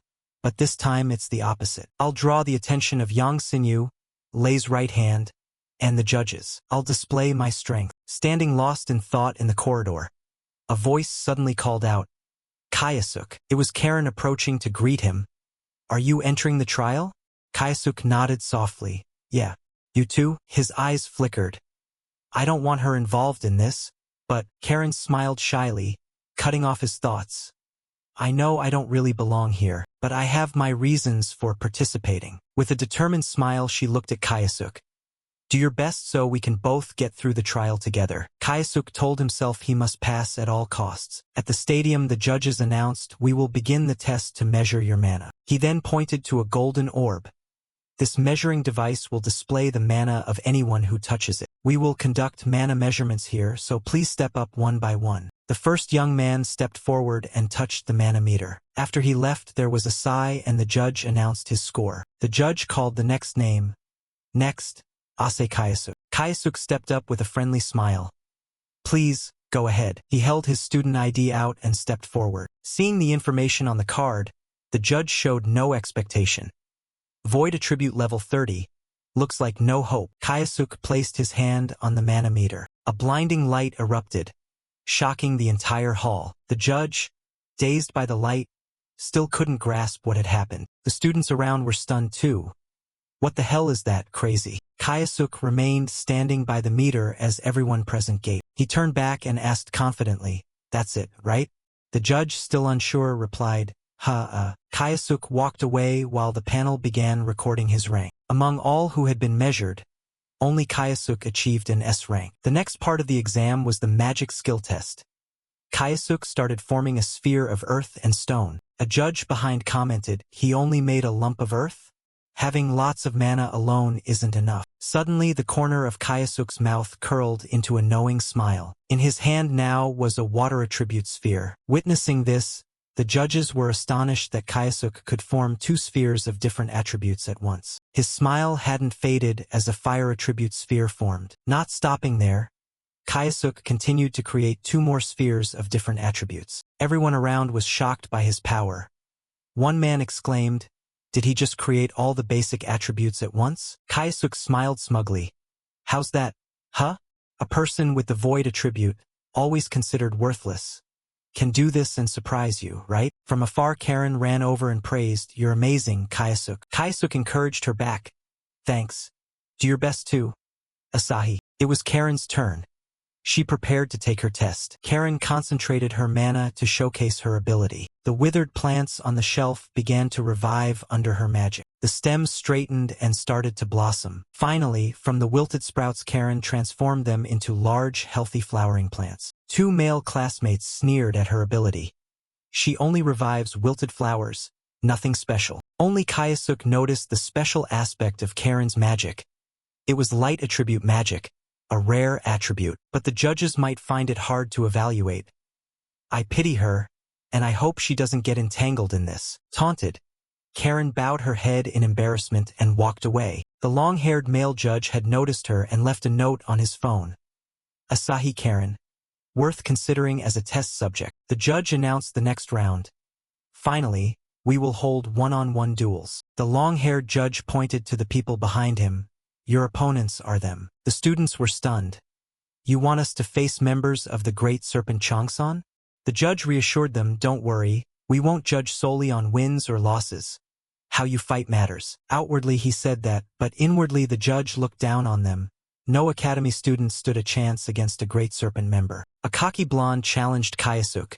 "So you're the student who caused a commotion in the tests?" He flexed and threatened, "It seems you showed off and did well in the other tests, but I'll show you none of that matters in real combat." Under the pressure from the muscular man, Kayasuk merely offered a polite smile. "Yes, I hope I can learn much from you." The blonde declared confidently, "I'll defeat you in one strike." He used his earth attribute skill to form multiple earth spheres. Then dozens of identical spheres shot straight at Kayasuk. Unfazed, Kayasuk calmly used his magic to block the attack. The earth spheres were then reflected back toward the opponent by his magic. The blonde was hit by his own magic. He gritted his teeth. "What? He destroyed my spell in one move." Gathering himself and looking forward, Kayasuk was gone. The blonde stared in confusion. Where did he go? Suddenly Kayasuk appeared behind him with an ice knife at his throat. He smiled smugly and whispered in the blonde's ear, "You call casting a spell to create an opening real combat? I've learned a lot." The match result was announced. The winner, Ase Kayasuk. The long-haired judge in the crowd was stunned. He defeated a member of the Great Serpent? Who exactly is this student? Night fell. Roshin sat in her room listening to the judge's report. "Lei, the trials have concluded." She asked about candidates. "Did you find anyone interesting?" The judge on the line replied, "Actually, there's one student quite noteworthy." Roshin showed interest. "A noteworthy student?" The judge continued, "Yes, he passed the trials with overwhelming strength. However, it seems he has the void attribute." Roshin pondered, "Void attribute? Could this be the student Iwako has been investigating?" Thinking that, she sat up and laughed out loud. "Haha." Roshin's eyes brimmed with excitement. "It seems I'm about to have an interesting lab rat." In the auditorium, the long-haired judge announced, "I will now name those who passed the trials." First, his stern face stared ahead. A firm voice rang through the room. "Ase Kayasuk." The surrounding students began whispering. Of course he passed. His test was insane. Kayasuk smiled with satisfaction. Everything was going according to plan. Now I can approach Lei. The judge continued reading the list. "Next, Asahi Karen." She replied happily, "Yes, sir." Kayasuk looked over, a little surprised. Asahi was chosen too? He began to ponder. "I didn't think having a rare attribute alone would be enough to pass. It seems Lei is using academy students to scheme something. There must be some reason behind Asahi being chosen." Karen was so happy with her result that she beamed with joy. Kayasuk also smiled at her, though he let out a helpless sigh. He looked at Karen and told himself, "It's fine. I won't let them touch Asahi. I just need to reach my goal and protect her." On another day at the Great Serpent Changsan, a few days after the trials, they stood before the building. Lay Company, Japan branch. In the office, the long-haired judge was greeting the students. Welcome, those who passed the trials. He began explaining the schedule. Today, we will conduct suitability tests before officially admitting you into the Great Serpent Changsan. Additionally, Lei Roshi will also be present. At those words, the judge's expression Ly changed into something extremely frightening. She will meet you after the tests conclude. Please follow me. Kayasuk and Karen followed the group. While Karen curiously looked around, Kayasuk thought, I want to meet Lei immediately, but I can't leave Asahi behind. Karen was excited. Entering such a large building is really thrilling, right? Kayasuk replied, yeah. Karen turned to him with a happy smile. I'm really glad to possibly join the Great Serpent Changsan. Kayasuk asked, by the way, why do you want to join the Great Serpent Changsan? Karen scratched her head shyly. My mother is in the hospital and the treatment is expensive. Kayasuk nodded. I see. So you've decided you're joining because of your mother, not because of me. Now I have to try even harder to protect her. The long-haired judge stopped before a basement. We're here, Kayasuk asked. A basement? They all went down into the basement and stopped at the hall. Kayasuk scanned the room. Testing equipment, so it's probably them. The long-haired judge ordered, close the door. The door slammed shut, leaving everyone bewildered. Kayasuk observed, they don't intend to let anyone leave. These people work seriously. Seeing this, two young men stepped forward to question him. Hey, what do you think you're doing? The long-haired judge finally revealed his terrifying face and barked, order. The two young men were so frightened by his words they trembled. The long-haired man explained, as I said before, we will now begin the suitability test. Specifically, we will test compatibility with a new drug currently being developed in secret. This drug is formulated from ingredients gathered in dungeons and can greatly enhance a user's physical strength and mana. The red-haired youth stammered, what? The blue-haired one smiled. Well, that's good news then. Kayasuk asked, does this new drug have any side effects? The long-haired man pointed to the screen. It's faster if I show you. A male student tied up for an injection begged, please stop, The other students who witnessed it were astonished and terrified. The boy quickly fell unconscious, drooling involuntarily from his mouth. The blue-haired youth shouted, what the hell is this? The judge replied calmly, what you just saw is someone incompatible with the new drug. Does that answer your question? The two youths vehemently protested. Don't be ridiculous, we'd never accept that drug. Having said that, they cast spells and prepared to attack the judge. The two charged at the long-haired judge, threatening, let us out of here now. Meanwhile, Kayasuk calmly warned Karen, Asahi, don't leave my side. The long-haired man clenched his fists tightly. He calmly knocked out the two troublemakers in the lab. The two went unconscious immediately after the judge's blow. After the strike, the long-haired man looked at the two and muttered, damn. The number of samples has decreased. His gaze began to shift, turning his attention to others. The long-haired man pointed at Karen and ordered, we'll start with that girl over there first. He loaded the drug into a syringe. That girl must be a light attribute student. I'm very eager to see the experiment's results. Then he stepped closer to Karen, making her terrified. Immediately Kayasuk moved to stand in front of Karen. His expression hardened as he protected her from the approaching villain. The long-haired man asked, what are you doing? Kayasuk answered, stopping a coward like you from getting near her. Kayasuk's words made the long-haired man clench his teeth in anger. He ordered his big henchman in front. Hey, hold him down. The man threw a punch at Kayasuk, but Kayasuk evaded it with his speed. Kayasuk's speed surprised him and he couldn't keep up. With a single move, Kayasuk quickly took down the large henchman. Those nearby who witnessed it were also surprised. What? The first man was handled, and Kayasuk moved like shifting sand. The next two were also swiftly defeated by him. The big henchman cried out in pain and collapsed to their knees after Kayasuk's blows. The long-haired man couldn't believe his eyes. Impossible.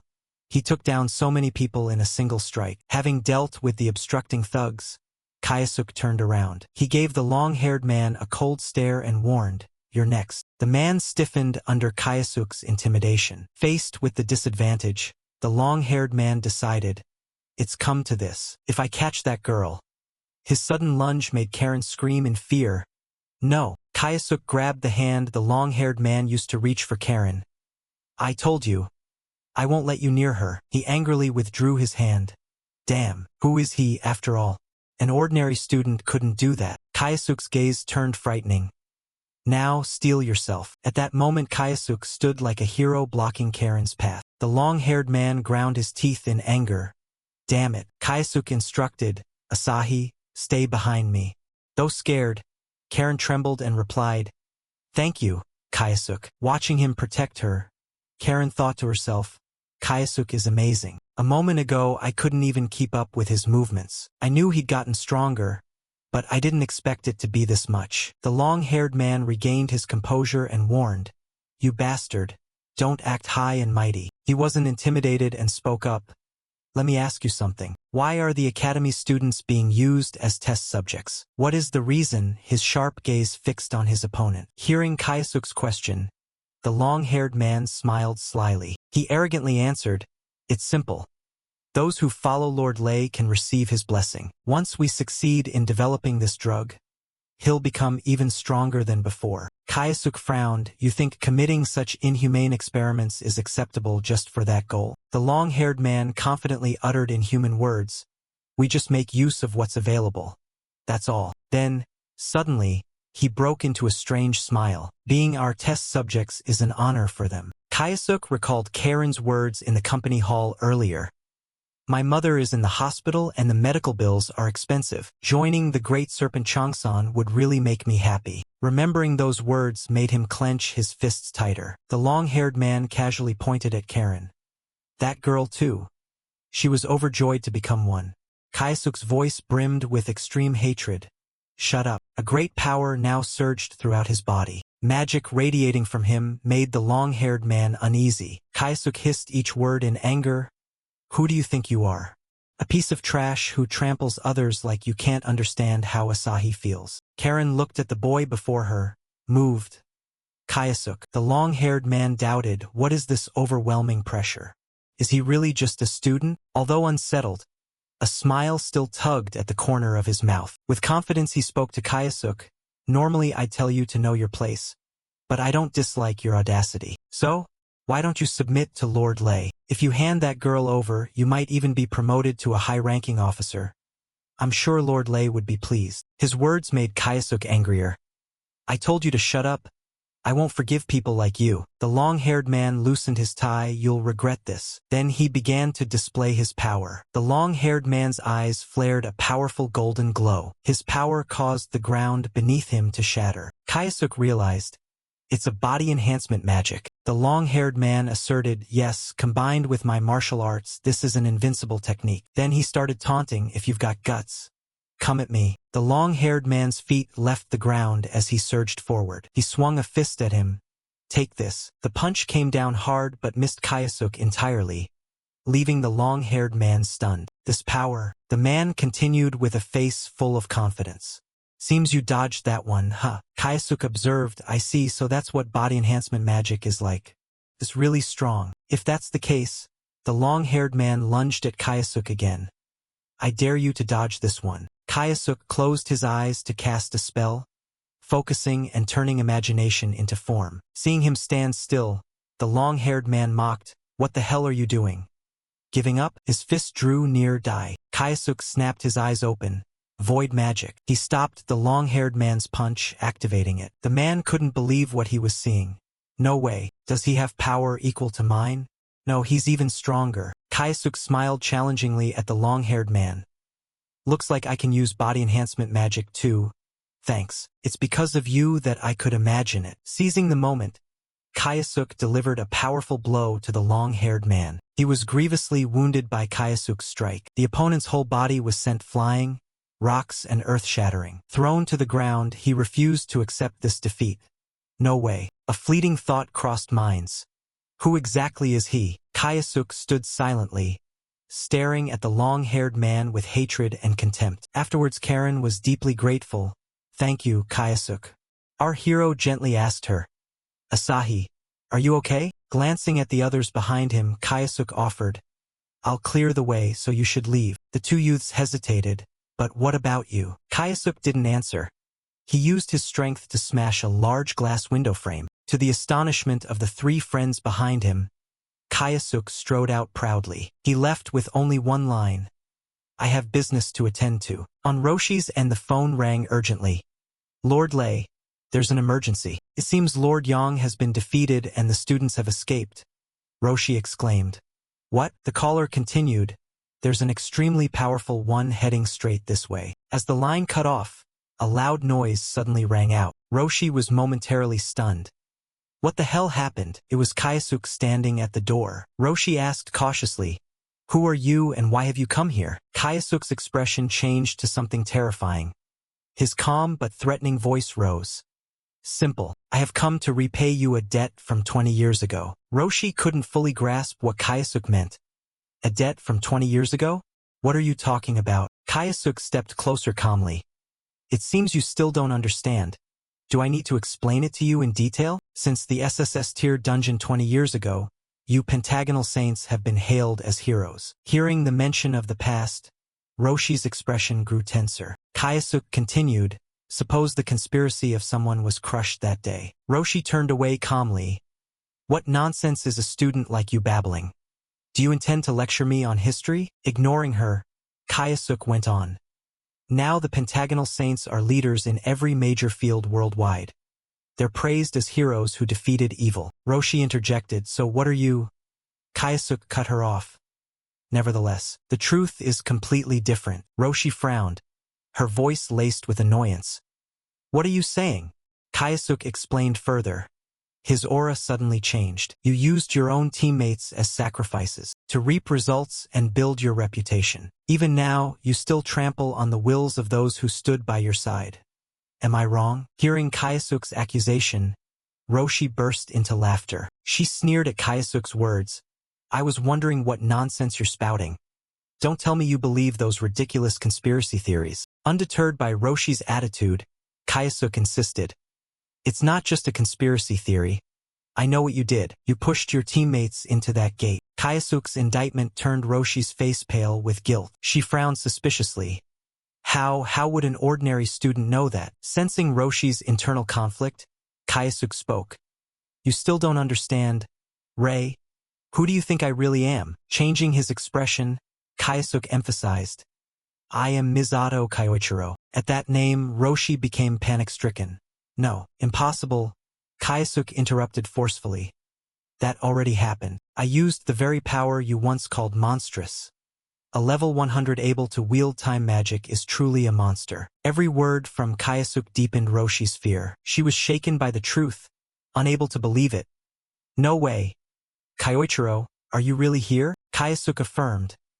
I also know exactly what Rei's company has been secretly doing. If I expose that, your reputation will collapse. Roshi angrily waved her hand and snapped. Don't toy with me. Kayasuke continued advancing slowly. Don't toy with you. Those words should come from me. Because of what happened 20 years ago, and for trampling on the hopes of a girl who gave everything. I will never forgive you for that. At the threat, Roshi suddenly smiled. She arrogantly lifted her chin. Don't underestimate me. You are no longer in Misato's body. Roshi gripped the staff tightly. So you dared to show up before me. I will make you regret it. She launched her magic at Kayasuke. The force shook the room so much that cracks spread everywhere. With his speed, Kayasuke dodged one of Roshi's attacks. Roshi held the staff proudly and introduced, What do you think? This is the power of the weapon developed by Rei Corporation. It's forged from materials from the dungeon. Something harder than any metal. Let me show you how sharp it is. Saying that, she leapt into the air and struck at Kayasuke. Facing Roshi's continuous attacks, Kayasuke dodged them all. Powerful blow aimed straight at his face but failed to hit. Seeing that, Roshi sneered. It seems dodging is the only thing you can do. Suddenly she realized something was wrong. Why are the strikes not landing? Kayasuke said tersely, I see. While dodging Roshi's attack he observed. You've been too busy playing corporate queen. Your moves have become sloppy. You're no better than Iwako now. Kayasuke appeared behind her, freezing her in place. She screamed at Kayasuke. Enough of your nonsense. At that moment Roshi's weapon passed through his body. She was pleased. Hit. I've hit him. Before she could savor it, Kayasuke's voice rang out. Too bad. Kayasuke had appeared behind her, leaving her stunned. Instantly she froze in place. Why you? Then Roshi clenched her teeth and realized. Is that void magic? I've never heard it can work like this. If that's the case, The weapon was readied once more to strike again. She began imbuing her weapon with fire attribute magic. Her eyes flared with anger. I'll finish him with the next strike. I'll shut that mouth of yours. Brace yourself. The power seemed intent on burning everything as it surged forward. Roshi began charging wildly with a great blaze. The spear, infused with fire magic, drove straight into Kayasuk. But with little effort Kayasuk held the spearhead back with 2 fingers. Roshi exclaimed in shock, impossible. It appears that was all your power. Kayasuk glared and mocked, you're even worse than 20 years ago. Seeing the situation grim, Roshi decided, if so, then I have no choice but to use that. She took a stance to cast another spell. Kayasuk hadn't recovered when, you intend to, a flicker of astonishment crossed his eyes. Roshi then took a red syringe in her hand. She then aimed the needle straight at herself. Immediately a stream of purple magic appeared and enveloped the woman's body. Kayasuk's face instantly showed tension. He furrowed his brow. Roshi's whole body began to transform. Are you going that far? Her gaze carried murderous intent as she spat the chilling words, you monster. Not long after, the purple aura slowly dissipated, revealing Roshi's body now fully transformed into a half-monster state. After finishing her transformation, she let out a contemptuous laugh. Ha ha! Now you can't defeat me. In response to her words, the male lead calmly retorted. On the contrary, you plan to beat me using a performance-enhancing drug? Do you think it's that simple? Answering that question, Roshi maintained her earlier contempt and said, don't underestimate me. Do you know how much time and money I poured into this drug? I gathered materials that can only be found deep within dungeons and spent years researching this drug. Since I witnessed that extraordinary power 20 years ago, I've been trying to reach that threshold of strength. And now I've found a power that surpasses them all. I should be thanking you, Kyoichiro. Back from Kayasuk's perspective. By this point he could no longer stand idly by and listen to this cruel woman. He cut in. Huh? Pathetic. Surpass them all, really? You boast about relying on a drug. Kayasuk said, his face icy and questioning. This left Roshi momentarily stunned. She asked back, what did you just say? Before she could finish speaking, our protagonist assumed an attacking stance. Sorry to cut your monologue short, but it's time I ended this. With that, Kayasuk's hands were engulfed in blazing golden flames. Opposite him, Roshi also seemed eager to send Kayasuk to meet the ruler of the underworld. She took a fighting stance. Enough! Finish this. Let's see who's truly stronger. No sooner had she finished speaking than her body lunged forward, swift as the wind, closing in right in front of Kayasuk. However, facing this attack, the protagonist merely tilted his body slightly to the side and easily dodged. Unfortunately for the wall behind him, it took a direct hit from Roshi and was shattered into countless chunks of rock and debris scattering everywhere. As for Roshi, after launching her attack, she turned to Kayasuk with a mocking remark. See that? This is the result of my research. I will send you to the afterlife once more, she said as she lunged again with terrifying speed, causing Kayasuk to inwardly startle. Before he could defend himself, Roshi's giant hand struck him directly in the chest. The powerful force sent the protagonist's body flying backward like a cannonball. Seeing she had landed a hit, Roshi smugly thought to herself, I've won! Unfortunately, her triumph was short-lived as she suddenly felt a sharp pain shoot up from her foot, forcing Roshi to hurriedly glance downward. She discovered that, at some point, a shard of sharp ice had pierced through her left foot. The pain shot straight to her brain, causing her small frame to collapse to the ground. Meanwhile, Kayasuk remained calm, hands in his pockets as he walked up to her and said, I planted that the moment you launched your attack. Kayasuk's meticulous preparation threw Roshi into a panic. Sweat poured from her as she said, How could you? Hearing this, Kayasuk leisurely explained without holding back. Thanks to your lackeys using it earlier. I saw how you use body enhancement magic. Your drug is indeed impressive, but in the end it only grants you a bit of berserk power. With a tone full of contempt, Kayasuk caused Roshi to clench her lips and retort, How dare you mock the Chungor of my research? Not letting her finish, Kayasuk shouted, Don't make excuses. You trample on others and now you dare call that progress? You truly disgust me. The more he spoke, the angrier Kayasuk's face grew. his eyes filling with murderous intent. This set off alarm bells inside Roshi without stop. With no other choice, she hurriedly concentrated power into her palm and, despite the injury to her left foot, lunged to attack Kayasuke. She kept shouting, "Shut up!" Unfortunately for her, faced with such a simple attack, Kayasuke merely extended his hand forward and gripped her wrist, while his other arm delivered a shattering punch straight into the belly of this wicked woman, causing her so much pain that she vomited blood. At that moment, nothing remained in Roshi's heart but shock and unwillingness. My power has no effect, so this is Kyoichiro's current strength. Before she could do anything more, she was flattened like a dead dog. Meanwhile, Kayasuke, having defeated his old enemy, coldly left the scene. As he walked, he said, "Lei, this was never true power to begin with." Then, just after leaving the building, a familiar voice suddenly sounded from behind the male lead. Hearing it, Kayasuke turned and recognized the speaker as his friend Asahi.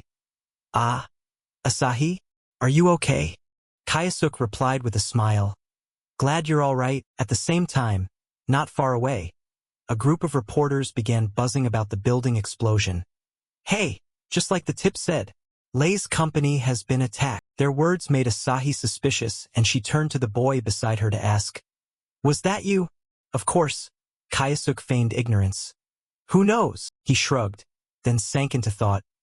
Now the truth about Lei's crimes is exposed. The test subjects are safe, and Lei has lost everything. Turning to Asahi's viewpoint, as if noticing Kayasuke's troubled expression, she anxiously said, "Hey Kayasuke, I still don't understand what's going on. But if you hadn't been there, I probably wouldn't be standing here now. So, I'm really grateful to you." Asahi's words surprised Kayasuke a little, but he quickly forced a faint smile and reminded himself, "That's right, I almost forgot. Helping others used to be my reason for living." Time passed quickly, and by that evening news of the attack on Lei's company had spread everywhere. A female anchor's voice came from the TV. "We have received reports that illegal human experiments were conducted in a secret underground laboratory owned by Lei, Roshi, one of the 5-star saints. The incident was discovered after the site was attacked by an unknown assailant. She is currently showing signs of amnesia, and the identity of the perpetrator remains unknown." Back with Kayasuke, hearing the anchor, he was slightly curious. "I wonder how the others will react?" Then suddenly the anchor's tone grew urgent.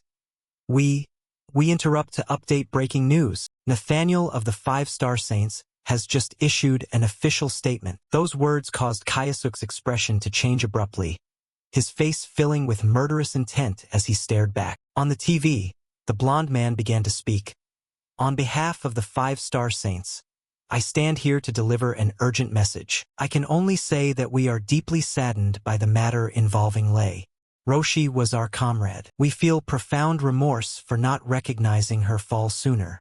He spoke with great sorrow, but how could this act fool Kayasuke's eyes? In fact, it only made the male lead feel more irritated. "You didn't notice? So the 5-star Saints intend to pretend they knew nothing, just like they did 20 years ago. They haven't changed at all, lying without batting an eye, willing to do anything to protect their exalted heroic status. People like me and Asahi aren't even considered worthy of their expectations. We're just stepping stones." Nathaniel Cavell, judging by how he acted back then, very likely was the one who led the effort to push me into exile. And no wonder, he's always been calculating, careful with every step. Right now, no one knows his whereabouts. Kayasuke calmed down slightly and pulled out his phone, as if intending to contact someone. In another development, inside an unfamiliar church, a girl knelt before an altar, as if praying. Behind her, another stranger stepped forward and said, "That is what he said, Lady Claudia." Up front, Claudia didn't bother to turn and coldly replied, "Is that so? I understand, go." Having said that, she folded her hands and continued her prayer. "My lord, please guide us toward a future filled with light." Cut to the training room, where a man named Ingolf received a reminder from his subordinate. "Lord Ingolf, the council meeting is about to start." Hearing this, Ingolf tossed a weight to the floor and growled, "I understand. I'll be there immediately." That dog Lei. What the hell was she thinking? Ingolf's voice was full of anger. Before long, a closed meeting of the five-star saints convened, and of course the chairman was Nathaniel. Seeing everyone present, he spoke up, "All right, everyone, let's begin the five-star saints council meeting." On the TV screen, Claudia maintained her praying posture and declared, "So the attacker exposed Lei's illegal experiments? How despicable." Nearby, the bulky Ingolf agreed in a gruff voice, "What the hell was that Lei bitch doing? She stained the honor of the five-star saints." Hearing these words from both, the blonde Saint Nathaniel slowly sat down and voiced his opinion. "Is that right? However, these experiments were carried out by Lei alone and initiated by her. The rest of us five-star saints were completely unaware of this. For someone like Nathaniel, how could he not have known? Yet he chose to place all the blame squarely on Lei. As for the traitor Hideki, he immediately grasped Nathaniel's intent and inwardly admired, "That's Nathaniel. He's always rational." In other words, they're dumping all the guilt on Lei and abandoning her. I don't know about Claudia and Ingolf, but Nathaniel certainly knew about Lei's experiments. Yet he abandoned her so easily. The more Hideki thought about it, the more he broke out in a cold sweat at Nathaniel's decisiveness and coldness. After about 2 seconds he calmed a bit, then glanced worriedly at a letter beside him and reminded himself, "No, what's important now is to follow his instructions." On the other side, the ugly Claudia suddenly spoke up, "I'm quite curious about the attacker." To explain, Hideki answered, "As for that, there is a sealed letter sent to the academy from the person who attacked Lei," he said as he held the letter up for everyone to see. This made the others gasp. "A letter from the attacker? Iwako, read it aloud," the group urged. Then Hideki looked at the letter in his hand. "Of course, I will read it now." The letter read, "I have returned to the present world from within that gate. I will deal with all of you. So wait for me, Misato Kyoichiro." The moment they heard the name on the letter, the three others' expressions spun, especially Nathaniel's. Her face was sweaty with worry. Her voice trembled with a hint of hope. Could someone be impersonating Kyoichiro? In response, the blonde man fell a little silent, then shook his head. No, he couldn't know about what's inside that gate unless he'd been there himself. The sender is definitely Kyoichiro. Hearing this, the nun stroked her chin and thought a moment. Maybe he used time magic? Before she could finish, the bulky Ingolf snapped, "Why should we worry? If Kyoichiro really has returned, we just need to bring him down once more," the large man said with murderous intent. And of course, Nathaniel fully agreed. Ingolf makes sense. Think about it, we don't need to act hastily. Claudia still seemed a bit uneasy, about to say something, but Nathaniel cut her off. "Why don't we observe what Kyoichiro will do?" Thus, the brief meeting ended in haste. After turning off the monitor, the bulky Ingolf walked toward the window, looked out, and said angrily, "Kyoichiro, you are the one I will never forgive." In another development, after the meeting ended, Principal Hideki Iwako hurriedly reported the situation to the protagonist. His voice came through the phone. "So, following your instructions, I carried out your orders." Hearing this, Kayasuk calmly said, "Understood." Having said that, he leaned back contentedly, continually calculating what to do next. So Nathaniel didn't act immediately. He's very cautious. Well, that's fine. Once they realize I've returned, they won't be able to sit still any longer. First, I'll deal with those whose whereabouts I already know. With that thought, he cheerfully ordered his hound.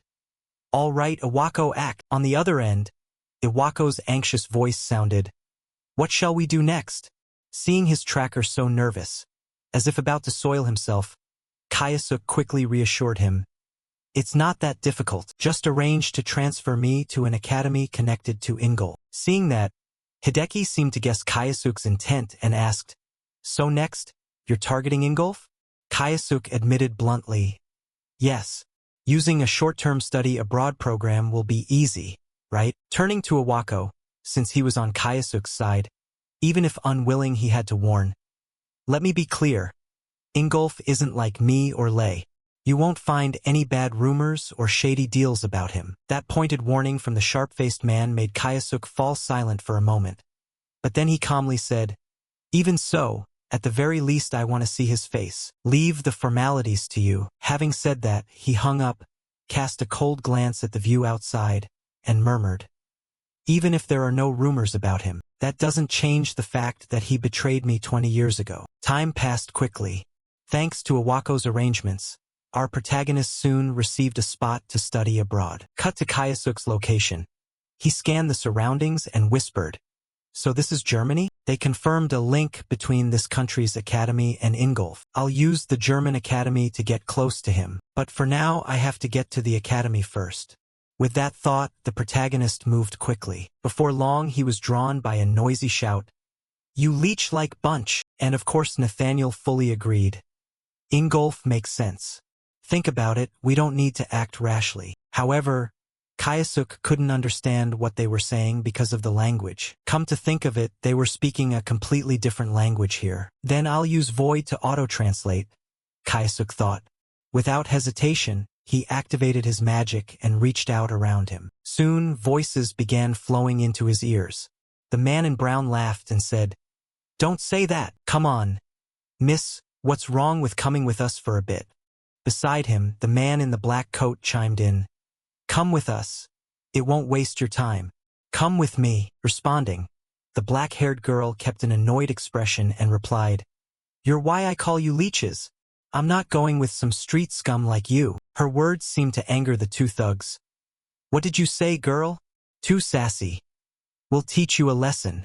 As he spoke, the man in black reached forward and grabbed the girl's shoulder hard, darkening her expression. But at that moment a voice intervened. "Hey! Why don't you scram and leave her alone?" The sudden shout drew the three forward. The brown-haired one turned to question Kayasuk. "Huh? Who the hell are you?" Kayasuk began swearing back. "I said get the hell out of here, you trash." The non-stop insults drove the two thugs into a rage. Without hesitation, both of them concentrated power into their fists, forming blazing golden flames and charging forward, determined to teach Kayasuk a lesson. "You dog! Don't you dare look down on us!"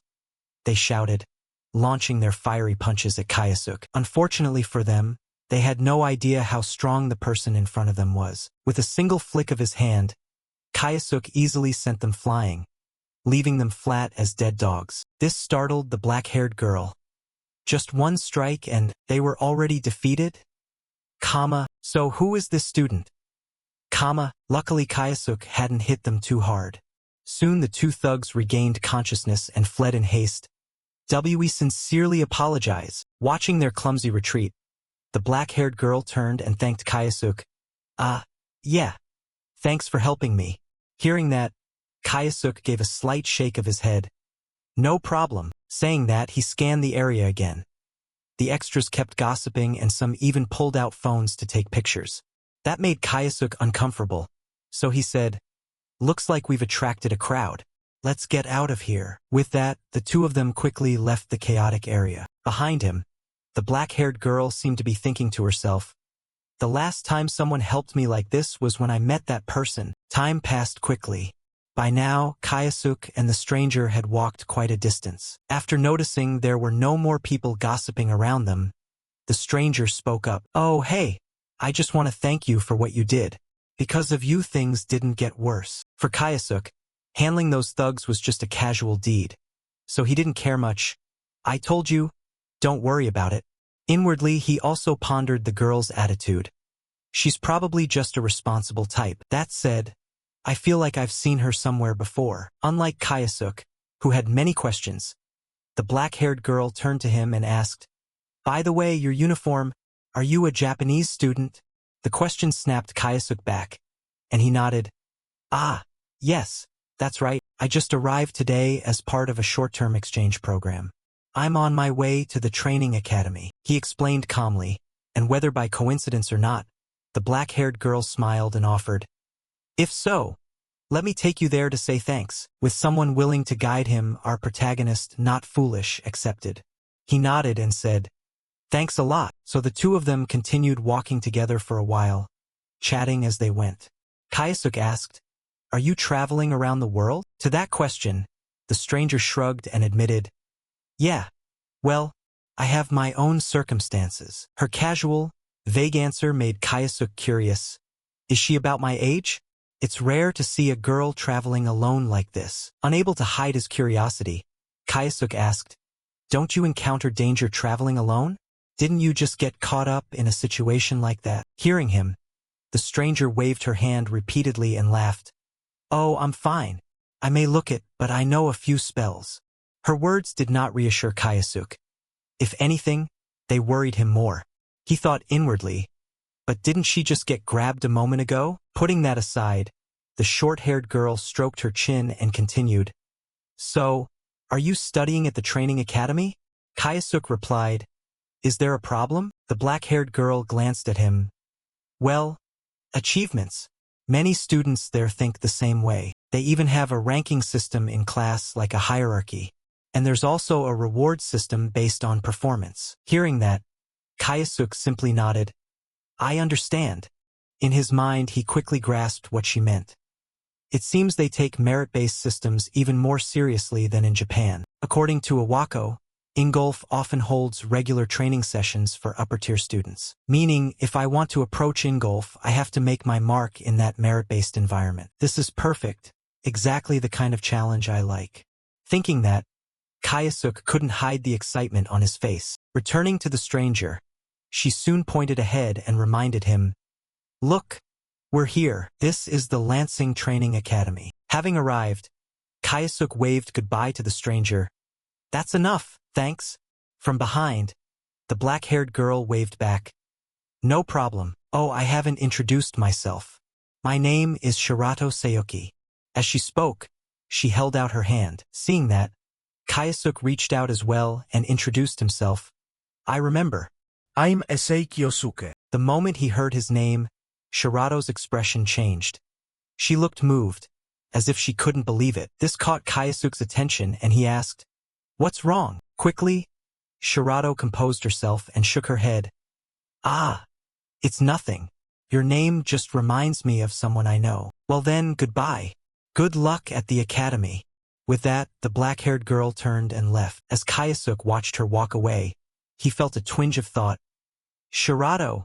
Something about her lingers in my mind. But oh well, never mind. Let's go. Saying that, he quickened his pace and entered the school grounds. However, not long after, trouble found him when he heard an arrogant voice. Hey you there, is that you? The voice belonged to a cocky redhead. Responding to that attitude, Kayasuk stayed calm and said, And who are you? You thug. His words infuriated the redhead. He shouted, Who are you calling a thug? It's not like we get Japanese exchange students here every day. I thought you were nothing special. But so you don't misunderstand this place, I'll give you a little welcoming ceremony. He said this while pressing his face close to Kayasuk's to intimidate him. To Kayasuk, a single glance was enough to tell what the redhead meant. It only made him sigh inwardly.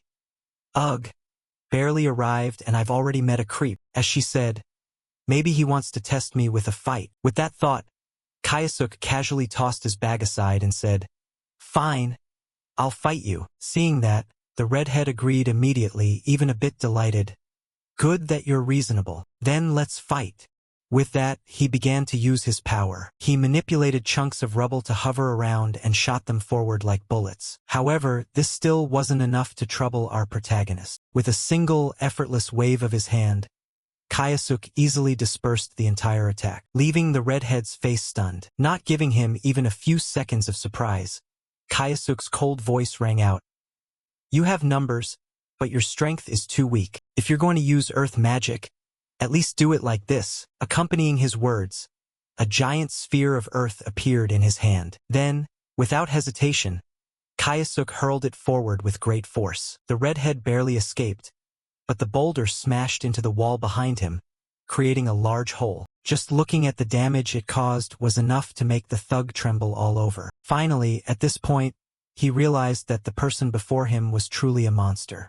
He wondered inwardly, who the hell is this monster? In another development, the scene shifts to Iwako. She was walking while contacting someone on the phone. Yes, that's right, she said coldly, holding a stack of documents filled with all kinds of information about the protagonist. I met Ase Kayasuk this past Saturday. I will remain in Germany and continue to observe the target. Back with the protagonist, he had just received his student ID from a staff member and quickly left the administration office. As he walked, Kayasuk looked at the card in his hand and thought, all the paperwork is done. Finally, I can enter the local dungeon. Before, this student ID was automatically translated for me, so it's a bit different from when I was in Japan. From Kayasuk's view, his student card displayed basic info. Lancing Training Academy, Ase Kayasuk, Attribute Void, Level 41, 0 points. Seeing 0 points, he quickly guessed. This must be the points system Shirato mentioned. It seems to track dungeon exploration and performance. Thinking that, Kayasuk shoved the card into his jacket pocket and reassured himself, whatever, I don't have classes today. I should go see what the German dungeons are like. With that, Kayasuk hurried off, unaware that, behind him, the redhead he'd beaten earlier was silently watching Kayasuk from the rear, his face thoughtful as if pondering something. Time passed quickly, and the scene shifted to the gate of an unidentified dungeon. Before entering, Kayasuk reminded himself once more, if I want to get close to Ingolf, I need to reach special class rank first. Maybe I'll start accumulating points in this high-level dungeon. With that, without hesitation, our protagonist stepped inside. Soon the interior of the dungeon appeared before Kayasuk, a wide corridor. From afar, a few skeletal soldiers began to loom and approach, which piqued the black-haired youth's interest. Let's see what kind of monsters will come out. Undead now? Are there some strong ones? I haven't encountered these kinds of monsters in Japan, but I learned their weaknesses back when I was Misato Kyoichiro. Acting on that, Kayasuk used his magic, coating his palm with a bright yellow flame. Meanwhile, across from him the skeletal soldiers, smelling a living person, charged like rabid dogs. One gripped its axe tightly and swung hard forward. Luckily, Kayasuk was quick enough to dodge to the side. Otherwise, he would likely have been split in two by that force. Kayasuk prepared to counterattack. He thought to himself, undead collapse under powerful strikes and fire. With that in mind, he unleashed a flaming punch, striking the skeletal soldier's stomach with full force, causing its spine to snap in two and its upper body to be blasted far backward. Seeing their comrade taken down in a single blow, the two remaining undead stood dumbfounded, too stunned to act. Seeing that, Kayasuk deliberately reached out and taunted, come on, bring it on, rush me. Time passed quickly. Now the floor around was littered with shattered bones of the undead, while Kayasuk strolled forward nonchalantly with his hands in his pockets, muttering, this must be the final room. The boss is probably waiting here. With that in mind, Kayasuk hurried forward, and soon he encountered the dungeon's boss. At a glance, it looked like a lich. The powerful aura it radiated made even Kayasuk quietly admit to himself, this is the boss? The presence is really heavy. First, let's try fire and see how it goes. I'll strike it first with fire magic. With that thought, Kayasuk quickly hurled a fireball forward. However, the lich reacted extremely fast. It swung its staff to one side and released a purple energy that shot out and met the fireball head-on, causing both attacks to dissipate in midair. Seeing that, Kayasuk wasn't too surprised. It neutralized the fireball? Well, it's a boss after all. Turning back to face it, the lich began to take the initiative. It concentrated mana into its staff and unleashed a stream of purple liquid that looked extremely dangerous. Although he didn't know exactly what that attack was, Kayasuk nimbly jumped back to avoid it. Sure enough, the next sight made his face go stiff, because the floor beneath had been corroded into a large hole. Kayasuk's scalp tingled. That orb melts everything it touches. It's an advanced magic. However, I can also use it to create an advantage for myself. Thinking that, a grin quickly appeared on his face. Whether the lich felt provoked or not, a second later it fired 3 more magic spheres in succession toward him. But our protagonist had already formed a plan in his head. He thought, I'll focus wind magic into my sols to boost my thrust. Thanks to that magic, Kayasuk's speed noticeably increased. His body became a streak of green light, easily evading all the attacks, until he closed in right in front of the lich, leaving it dazed. Not stopping there, Kayasuk taunted, let's see if you can withstand an attack of your own making. At that moment, in Kayasuk's palm was an energy sphere of the lich itself. Before the lich could react, Kayasuk slapped the sphere into its face, causing its features to corrode visibly. A pained sound echoed all around, accompanied by green smoke. In the end, its body helplessly began to disintegrate. Turning back to Kayasuk, he had to admit the effectiveness of that magic. It worked, but since it's an advanced spell, I can't reproduce it perfectly. I need to upgrade void magic first. More importantly, there's still someone else here. Thinking that, Kayasuk gently called out, "I know you're there. Come out." Sure enough, not far from Kayasuk, the redhead's silhouette stood there as if he'd been there all along. Realizing he'd been spotted, he could only give a cold chuckle, then slowly step out and say, "Haha, didn't expect you to be that quick. I watched you fight. Hope you don't mind." In response, the protagonist's face was icy. "So, you here to challenge me again?" After speaking, Kayasuk quietly assessed the redhead. Seems he still hasn't learned his lesson, but that aura, he's definitely hiding something. Across from him, the redhead slowly approached and said cryptically, well, maybe it's time to clear things up." As he spoke, he pulled something out of his trouser pocket, a movement that immediately put Kayasuk on alert. He hurried into a fighting stance, his mind racing to anticipate the opponent's intent. Damn, he really has something planned. It can't be an enhancer like Bruisin. Could it be a hidden weapon? Completely contrary to what Kayasuk expected, the redhead suddenly dropped to his knees, bowed his head, and begged, "Please, accept me as your disciple." His sudden action left Kayasuk dumbfounded. His mind was in chaos. What is he trying to do? And what's with that cup? Kayasuk wondered silently. Quickly, as if reading Kayasuk's confusion, the redhead proactively held out the cup and explained, "This is the Japanese Dajiza, right?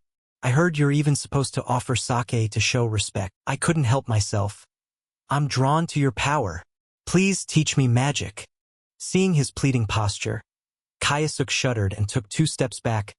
"Are you kidding me?" he muttered. But the redhead wasn't finished and continued, "That fight was awesome. I feel so stupid for picking a fight with you." From Kayasuk's perspective, he could only sigh at the situation. Great. Now things have just gotten more complicated. Thinking that, Kayasuk suddenly realized something and hurriedly turned to pat the red-headed youth on the shoulder. The redhead even thought Kayasuk was about to accept him as a disciple, but a second later, not far from them, a huge explosion occurred, sending rocks flying everywhere. The blast was caused by the massive hand of a bone dragon slamming into the ground. Turned out the lich earlier was not the true boss. Seeing its form, the redhead's face went pale while Kayasuk's brows furrowed. So the lich from before wasn't the final boss. Looks like the real boss is only just appearing now.